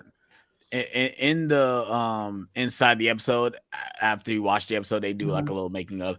They talked about how Bella Ramsey talked about how that the character Sam brings out the child in Ellie. Like she still feels like she's still a kid, regardless of her being in these adult situations. Being with Sam kind of put her down to that level. Like, yeah, I'm still a kid at the end of the day, regardless of me carrying a weapon. And I did like that little thing. Go ahead. Yeah. And I love their interactions. Yeah. And that it basically was just beat for beat. They talked about, oh, listen, at sundown I'm going. If you want to come. So then we go back to Kathleen, and this was the part that I was paying attention to the most because last week I said when we talked about it, I said I'm not gonna immediately jump the gun on Kathleen. I said, okay, I don't like this character, but let's see where we go with this. Yeah. And it's this weird thing that I felt where I like where we went. I just don't like the character. Yeah. But I do like where we went. So let's start with the positive. The positive, her backstory, if you will. Yeah. I liked it. I like that Sam had to Henry had to kill her brother to get the medicine for Sam. Mm-hmm. I like that. I was like, okay, it's a little basic, but okay. That's fine. It explains why Kathleen's going after them. I don't like this character. Now, is Kathleen, is she a voice actress in the game? I know the guy that get his head ripped off. He actually plays Tommy. He plays the voice of Tommy in the game, and he talks about that. I play Tommy, and it's great being a different character outside of that. I don't know if the actress who played Kathleen is in the game. I want to figure that because obviously they hired some of the voice actors to be different characters in the game. We're gonna see Troy Baker in the next episode as someone totally different than he is in the game. But yeah, I just wanted to know that because she's not in the game. Okay, I felt like she was an actress in the game, but maybe not. But yeah, I don't like this character. Yeah, I gave her 2 chances, and she's trying to do the whole like, oh well, I don't want to kill people, but it's what's got to be done, and I'm like, shut up. I took great pleasure in the ending of this episode. Yeah. So basically they got to sneak around, and then we get to now. This part was interesting because someone had said that this is a secret part of the game that like some people like know about it, some people don't, and you have to really look for it in the game. What they do here when they go and play with the blocks and stuff, I think that's a secret part of the game. No, you talking about where they find the underground like daycare? No, that's in the game, but there's a part in the game I don't know because I've never done it that you walk around, and I think it's when they look at the pictures on the wall. I think that in the game that is secret in the game. You gotta look around for it. Well, if you go around and collect the notes, there's a story that's going on inside of here. There's literally a story of the people that live there. Their notes literally. Cause I ain't gonna lie, I went around and tracked all the notes. Mm-hmm. I'm not even gonna lie. And there's literally notes written out of what happened, how this place fell. They talk about it, about the whole thing towards the end where the guy said, I'm locked in here with all these children and the affected is at the door. and it basically shows how it all go down to hell at how this place fell in the game, and it's pretty upsetting. Yeah. But because obviously it's a whole bunch of kids, and I thought the way they did it in here is obviously it was cookie cutter. We didn't get that much, we just got them walking through it. There was no infected, but yeah, I thought it was all really good. Some pretty gnarly shit to see a bunch of infected kids. Mm-hmm. That would have been rough. Yeah, for sure. And seeing Ellie and Sam just hang having out, fun. It's like, oh, having God, fun, man. Yeah, So seeing them be kids, and we get the line from the game where he's like, "Oh, I haven't heard that in a long time," and it's Sam laughing. But yeah, I'm trying to think of what else is next. What's after this? So I think this is when they start walking. And did we get to so we already skipped the part end. Yeah, this episode was short. Yeah, because I'm saying we didn't talk about the part where they actually were making up the plan and talking about that. We passed all that. Yeah. So the last 20 minutes was the meat of this episode. Yeah. So we get the sniper part from the game, which I wasn't expecting because it was nighttime. Yeah. And in the game it's daytime. So when they got shot at, I was like, oh, okay. It's the sniper part. This change I like all the changes, but this I really liked. So this little itty bitty one I didn't like. So in the game you have to go around the houses and take everybody out and then go to the sniper. Right. And this Joel just sneaks around. Right. I did like how he was like, oh, it's okay, his aim is terrible, so I'm gonna just go. I was like, that's funny. And in the game it's not old. Yeah, in the game. Fucking game, once you walk out, you're done. Yeah. Shit. So he gets into the house and immediately when the door was open, I was like, it's gonna be different from the game. And the sniper is an old guy, and I loved this change that Joel was like, don't fucking do it. I don't want to do it. Don't fucking do it. And sure enough, he had to kill this old man. It shows that even though we saw in episode 1 that Joel is fucking crazy, he still has limits. Yeah. And that was a nice little change. He doesn't want to do certain things. And I've heard people complain about this stuff that, they don't like that he's, I would say, kind of soft, or he's not as mean as Joel is in the game, or hardened like Joel is in the game. But I said at the end of the day, this Joel he's like, at the end of the day, he's human. He still has feelings, regardless of all the stuff that he's been through. It might not be as hardcore as the game, but I feel like it's like it gets there, Yeah. So then Kathleen shows up with this was the change that nobody really talked about. We didn't get the tank sequence at all. Nope. Which I was fine with because it's short. Yeah. I mean, also it doesn't make fucking sense if you think about it. So how the fuck did the tank get over the bridge? The bridge was broke. The bridge was shot out. How did the tank get to the other side of the bridge to attack them in the neighborhood? How did he get there? The magic of video games. The magic of video games, exactly. But it wouldn't make sense if that was a thing in this game, in this show. But I agree. I felt like I knew they were gonna push this episode to be we're gonna get some of the main parts, the sit down parts, and then we're gonna get to the media episode. I knew we weren't gonna get the tank stuff. I knew we weren't gonna get. I'm trying to think of all the major main scenes with these two characters, because it felt like we were with Sam and Henry when you first get the game. I feel like we were with them throughout a decent amount of time, until we get to obviously fall, and yeah, up till leading. I don't know if you saw the trailer. It ain't looking like fall, bro. Yeah, it's looking like they're going straight to winter. It's going straight to winter. So we might not get the school stuff. We might have skipped all school. Not get the school stuff, and the Joel might not get hurt either. He might not get hurt. Which I'm not too crazy if they cut that, because that's about 50% of Ellie's character. Yeah. But we also getting the Left Behind. That's gonna get its own episode, I guess. We are. Yeah, unless it's gonna be a flashback. No, that's definitely gonna be its own. If it's not its own episode, it's gonna be half of one at least. Yeah. So this was probably the biggest change.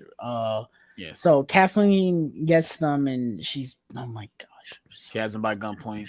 I thought Joe was gonna shoot her in the fucking head, and I was waiting for. I was like, shoot her in the fucking head, shoot her in the fucking head, shoot her in the fucking head. I think she got a much better fate than getting shot in the head. Oh yeah. So then I was waiting for it because we knew it was gonna show up based off the trailer. Fucking this hole in the now. This is the question though. Where there's another bloater, because this one is not the same one from the last episode. Oh, you talking about it's a different clip when you see a bloater? No, I think there's two different bloaters. What do you mean? Which is probably possible, but there's two different bloaters, because remember in the last episode they go into that building and then the hole goes poof. Oh yeah. And I thought that's where the bloater came from. Right. But I thought that too, yeah. We got, obviously the bloater came from a different place in this episode. So unless the bloater traveled underground. Yeah, that could be it too. That could be it too. That it was. But it I mean, it we've moved. seen that bloaters exist. You know, like we faced bloaters more than once in the first game. So literally, when you're in the I guess you're like in a tunnel or whatever, and you see there's two of them. It's three of them. I think it's three. Yeah, there's one hiding over in the other area over there. Fucking bloaters. So there's this hole or crater that it falls in, and I was like, oh, let's go the bloaters. No, fucking World War Z of clickers. Like 100 clickers, I was dude. like, oh, I did not expect that, bro. I was like, yo, what the fuck? Yeah, dude. Yeah. Yo, these clickers destroyed everybody. Yeah, and this was this was kind of the same scene from the game, because in the game they get attacked by clickers too, right? And Joel, you have to snipe out. They keep sniping them until you got to get away. So this was basically that. Only there was way more clickers, and there was way more people, dude. Because I think there's no people in this scene. Once you get away, you blow up the tank. You blow up the tank, and then there's no more people. Now it's only affected coming to get you. So you have to go behind the gate and get away. That was wild. I was like, holy shit. So then it's basically just like everyone's trying to survive. We get this great scene where fucking Ellie is in this car and she's like hiding from this clicker, and or it was infected. I think it was a clicker. It's a clicker, because I think she had mushroom face. And I think it was a child, because I saw people say like, it was a child. The fact that she did like a gymnastics move, like that was wild. Like, bro, like, dude, that's the first time we ever seen a child clicker, bro. Like, oh my god, dude, that was wild. So then fucking Kathleen, oh my god, Kathleen is over here holding these people at gunpoint. It's like, bro, you have clickers behind you. Yeah, why are you so pressed on? You need to be running. Fucking white people. All right, man. Fucking white people. That's all I have to say about that, bro. Oh man, I'm gonna read some of you guys' comments because I don't want to talk about the ending without Alex here. So Misa said, I think they did the finale of this episode better than it. Yeah, a lot of people said that. A lot of people said that they did this better than the game. I agree. Kathleen's character was a 5 out of 10. She is without a doubt the worst thing that they added to this story. She's the worst new thing they added to the story. I did not like her at all. I agree. I agree. I find it hard to believe hundreds of clickers were under that house, but you know, whatever. No, you guys remember they explained episodes earlier. Infected are connected to the roots of the fucking fungus, so they can come from anywhere, or they can, they go to wherever the fungus is. So they could have been there. They definitely all could have been there. Kenneth said those bloaters in the game, one hit, you're dead, bro. Yo, we see it in the show. The dude's like, oh, you gotta run, and he gets his fucking head ripped off. As soon as he grabbed, I was like, bro, my man's got destroyed, bro. Yeah, bro. And then probably the best part of this whole show, probably thus far, fucking Kathleen has these people at gunpoint, and I still thought she was gonna get shot in the head by Joel. Yeah. That's what I was waiting for. This fucking clicker comes out of nowhere and fucking same child clicker. and obliterates this bitch. Fucking throws her in a gun and boom, boom, boom, boom, boom, boom, boom, boom. Yeah. I was like, yeah, fuck that bitch up. Fuck that bitch up, bro. Then it infected her. Fucking was chomping on her They too. destroyed her, bro. Fucking G. I was like, and I'm the like, Last of Us gods have answered my prayers, bro. And I love the shot we get where it's like a pan shot and you see the infected, you see the bloater like walking through, like you see all of. That's definitely not the last of the bloater that we saw. No, I don't. If it is, I'm upset. No, if it is the last, I'm very upset. Also, the bloater is 100% practical, which is fucking awesome, bro. It's awesome. It's awesome. That is phenomenal. Yes. Yeah, Kenneth, I have my mom watching it. She's loving it right now. Talking about I tried to. I've been. My fiance has not watched the episode with me. I literally been watching them without her. I think when the show is fully done, that's when I'm gonna get her to watch it. Because I think it's for her to watch things week to week is very hard for her to do it. She loves the binge thing. That's why she loves watching shows on Netflix. So I think once the show is done, that's when I'm probably gonna sit back and watch it all the way through with her. But yeah, I thought this episode has been, to me, next to episode 1, this is the best episode for sure. And we didn't even got to the part that made Tyler cry yet. Like at this point, like I guess it could have ended right here where all of this shit happened, and then we get to the next episode and then the shit finally happens. But no, of course we gotta end it the way the game ends. And we get a scene where they're all chilling, like, oh my God, we can't believe we should just survive this. They go where they hear Sam and Ellie playing. Okay, it's time for you to go to bed. And Ellie was like, okay, we got Batu. And of course, they do what kids do is once they close the door, we're not going to sleep. We about to stay up. And this scene right here, you probably know what I'm talking about because this is a change too. Sam shows Ellie the bite, and Ellie shows Sam her bite. He was like, okay, says my blood is a cure. Tells him that straight up front. And it wasn't like that in the game. Clearly, Sam in the game went off on Ellie and was like, okay, why aren't you scared? And they basically do the same lines, but it's different in the show. And I love the way they did this in the show. Like I said, it shows more of a connection between the characters. Mm-hmm. But obviously in the game, it's totally different. He doesn't say anything and he turns overnight. In the same way happens in the show. She thought she was going to be able to cure him with the blood, where it's not that simple. So of course she wakes up and Sam is fucking turned. I kind of wish they would have did like the game where he was sitting there twitching, but he was just sitting there stand still. But of course, Sam attacks Ellie, and we get the scene where Joel tries to grab the gun, and no, Henry says no, I have to do it, and fucking shoots Sam, and then shoots himself.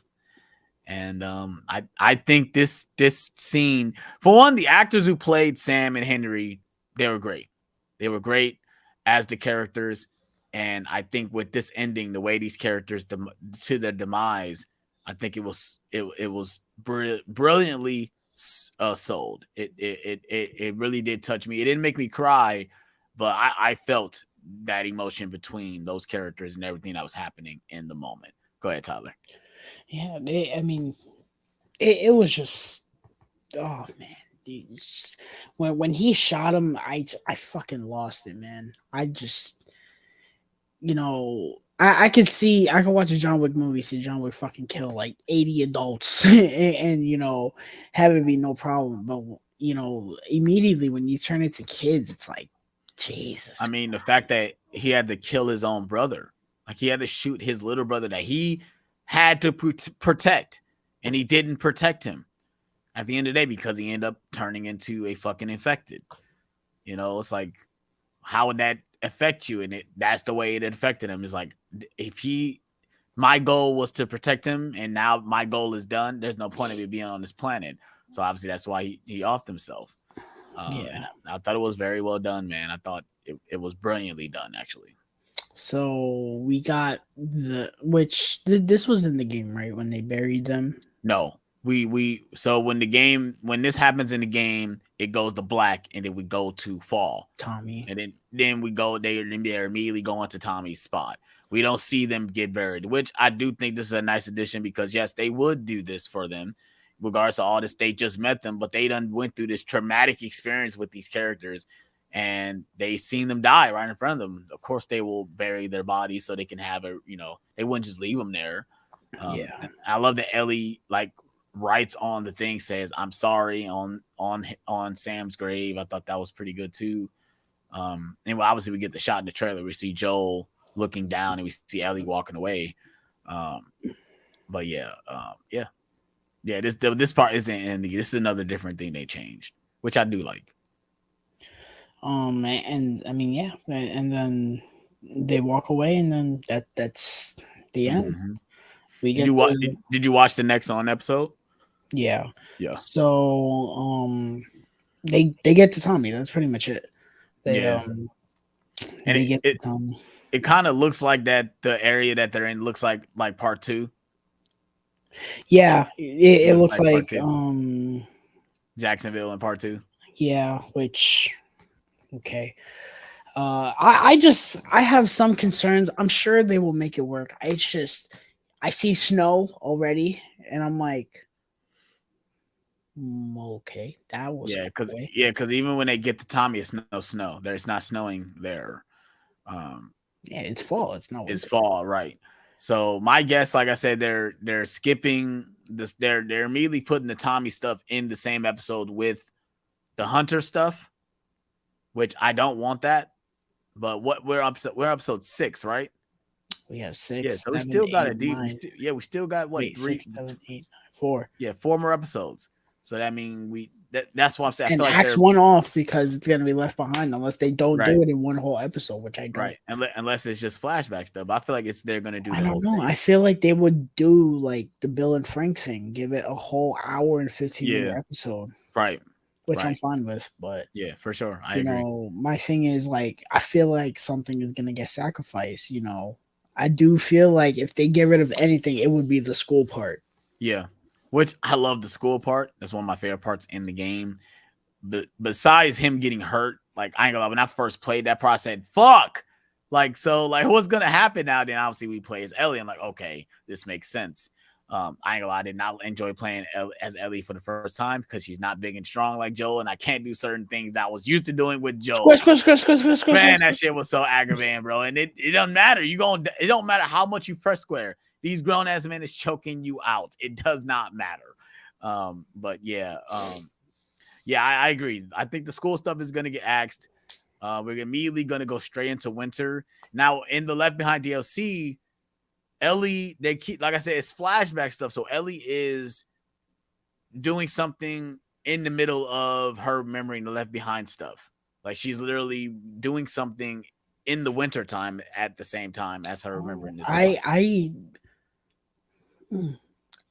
only played it once, but I didn't remember that. I just remember doing the Left Behind. Yeah, she's in a mall. Actually, she's actually in a mall. That's why she started remembering the Left Behind stuff. So that's she's doing. I think she's either trying to get food for Joel, or she's I think she's hunting at the same time while remembering this stuff. It's not like it's not like you just play the Left Behind stuff. No, you're doing it's like it keep cutting back and forth, which I think is cool. But they should have made this 10 episodes. I don't know why they made it 9. It's kind of an uneven number. It does seem like it obviously it's an odd number, but I'm still thinking to the next that Left Behind, but then you got Jax, you got him seeing Tommy, and after they see Tommy, that's when they go to the college, right?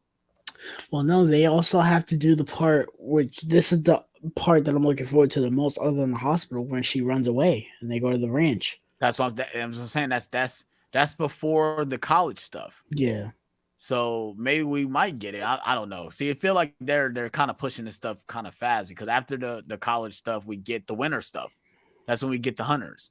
Yeah. Unless they, like I said, unless they're mixing the hunter stuff with the Tommy stuff, whereas the hunters are coming after Tommy's place. That's where they meet. They could do that. Yeah. But to me, it's like, I think in the game, like, if you guys have not played the game, when you meet the character David, you're playing as Ellie. And I think it affects it. The whole scene is more effective because you're a little girl dealing with this grown man. And obviously, towards the end of it, it doesn't obviously end well. And I don't think we're going to get that. Hopefully, we get it. I want that. I do want that whole scene to happen. And I'm just hoping that the David stuff stays put. Like, I think that stuff does not need to be changed. I don't know what they do. There's been times where I've doubted this show and they've surprised me.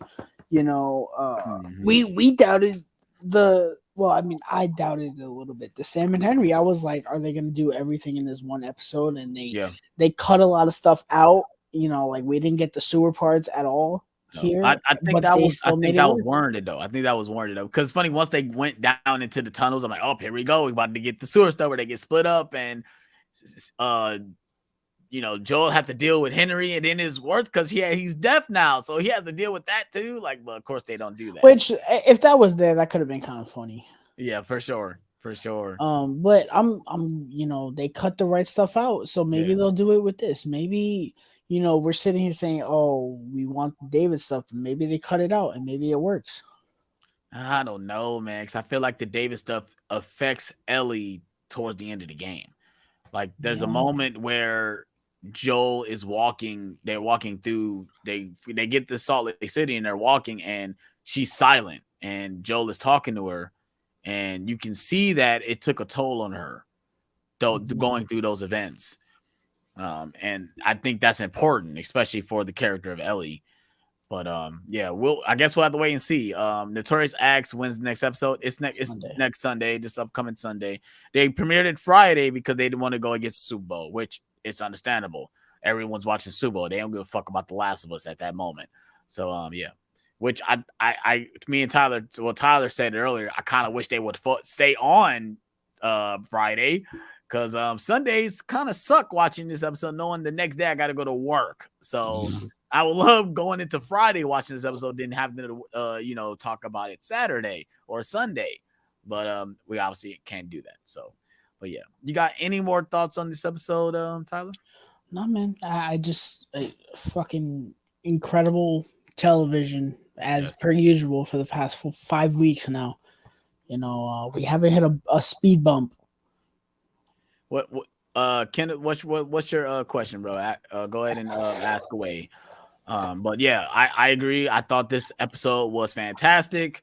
I think what Notorious said, I think Henry, the actor who played Henry, nailed it as the character.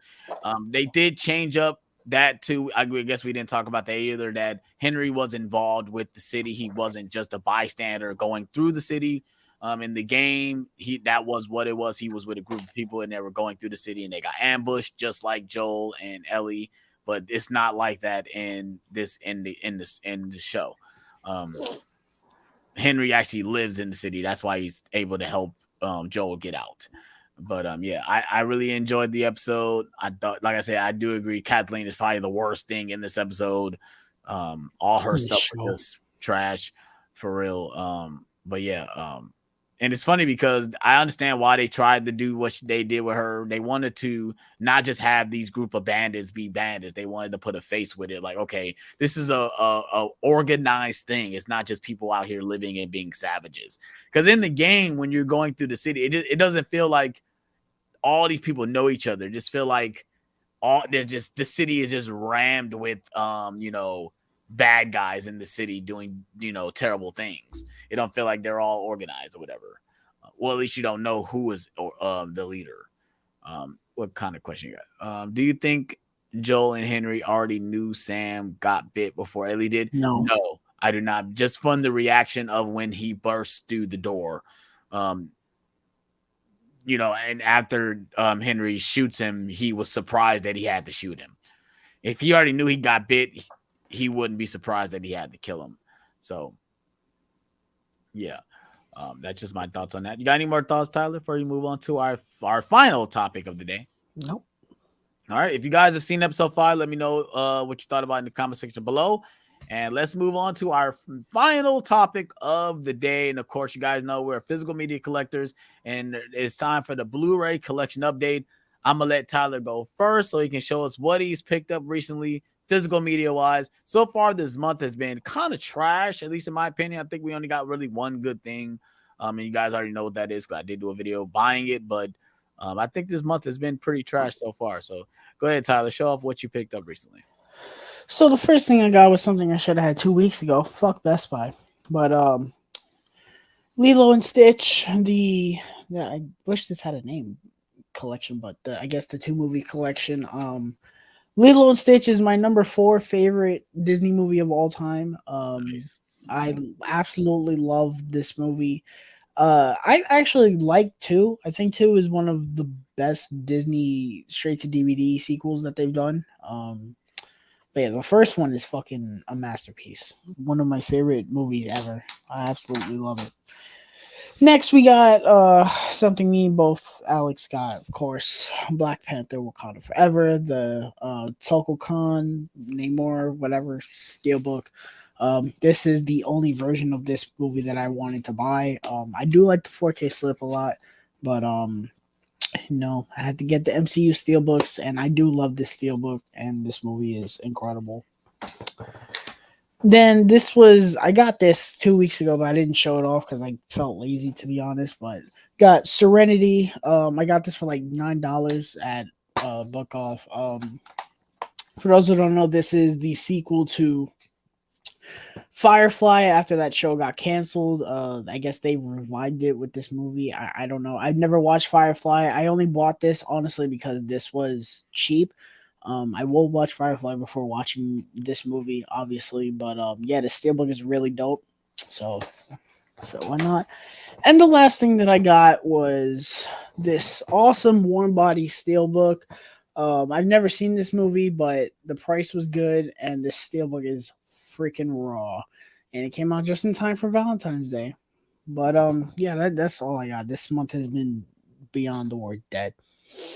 Yeah, I agree. I think I might get that Warm Body Steelbook soon as well before it's sold out. But obviously, I'm going to show you guys what I picked up. I have 4 titles as well in front of me. The first thing I picked up was a random Blu-ray that I found at Goodwill, and that is This Is 40. It's a sort of sequel to Knocked Up. It follows the characters of Paul Rudd and I can't think of what's her name. What is her name? Anna Kendrick. Not Anna Kendrick. I'm thinking of Leslie Mann. Yeah, it follows those 2 characters, I guess. I'm guessing they're still the same characters from Knocked Up. I haven't seen this movie, so it was only like $2, so I'm like, I'll pick it up, and it had a slipcover. So yeah, this next movie was a random pickup as well, and that is The Box Trolls. It's a nice particular slipcover. It's only like $2 as well, $2.11, and it's a 3D Blu-ray. So I said, yeah, might as well pick it up. Next, I got Princess and the Frog. No, I did not own this movie. My brother bought it for me at Half Price Books. It was only $3, and yeah, I thought it's a pretty decent Disney movie. And of course, the last movie I got, Tyler just showed it, and that is Black Panther Wakanda Forever. Of course, I had to get the steelbook. I have all the MCU steelbooks up to this point, so of course I had to buy it. I still don't know if I'm gonna buy the Shuri one. I'm debating on that as well. If it's still in stock and that price drop a little bit, maybe. Yeah. But yeah, that's everything I picked up physical media wise. I'm gonna let you guys know this month is probably gonna be a slow month for me, physical media wise.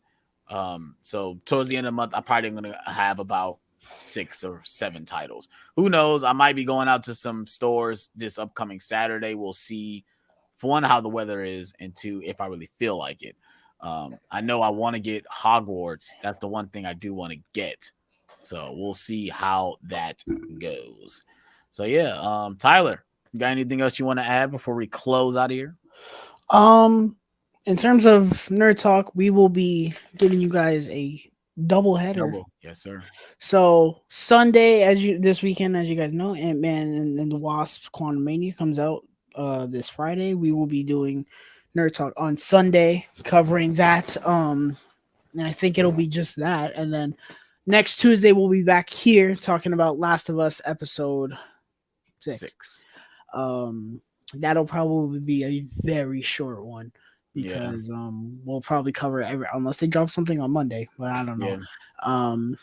But yeah, in terms of me, you guys know where to follow me. I've been doing my Rocky review. I dropped Rocky 1, 2, 3 was yesterday, and today I dropped my review for Ant-Man leading up to Quantumania. And then Thursday will be Ant-Man and the Wasp. And then I'm gonna keep going with the Rocky and Creed movies leading up to Creed 3. So yeah, y'all know where to find me though. My Never Nerd Reviews. Go check him out on Instagram. He has really great reviews. Obviously, if you guys are new to my channel, please hit that like button. Please subscribe for more. Let me know in the comment section below what you guys thought of the show. I'd really love to hear your feedback. I always appreciate your guys' feedback, regardless of, if you guys bring negative or positivity. I always appreciate your comments. Like I said, if you guys want to follow me on Instagram, follow me at Alex_Thomas_reviews. I post most of my stuff that I'm going to currently do on the channel, on there. Also, if you guys haven't checked out my recent videos, I did a couple trailer reactions. I did a review for Titanic with my fiance. Go check out that video as well. We had a good time talking about Titanic. Go ahead and check that out as well. And I guess I just reviewed Transformers, so I will continue to review that franchise. And I think my next upcoming review will be for the first Mission Impossible movie, because those are the two franchises that I'm reviewing leading up to the movies that are coming out this year. Of course, Mission Impossible 7 and Transformers Rise of the Beast. So if you guys are looking forward to those videos, please hit that like button. Please subscribe for more. You guys have a nice day, and I hope you guys enjoyed your Valentine's Day. And we're out on this one, you guys. Peace out.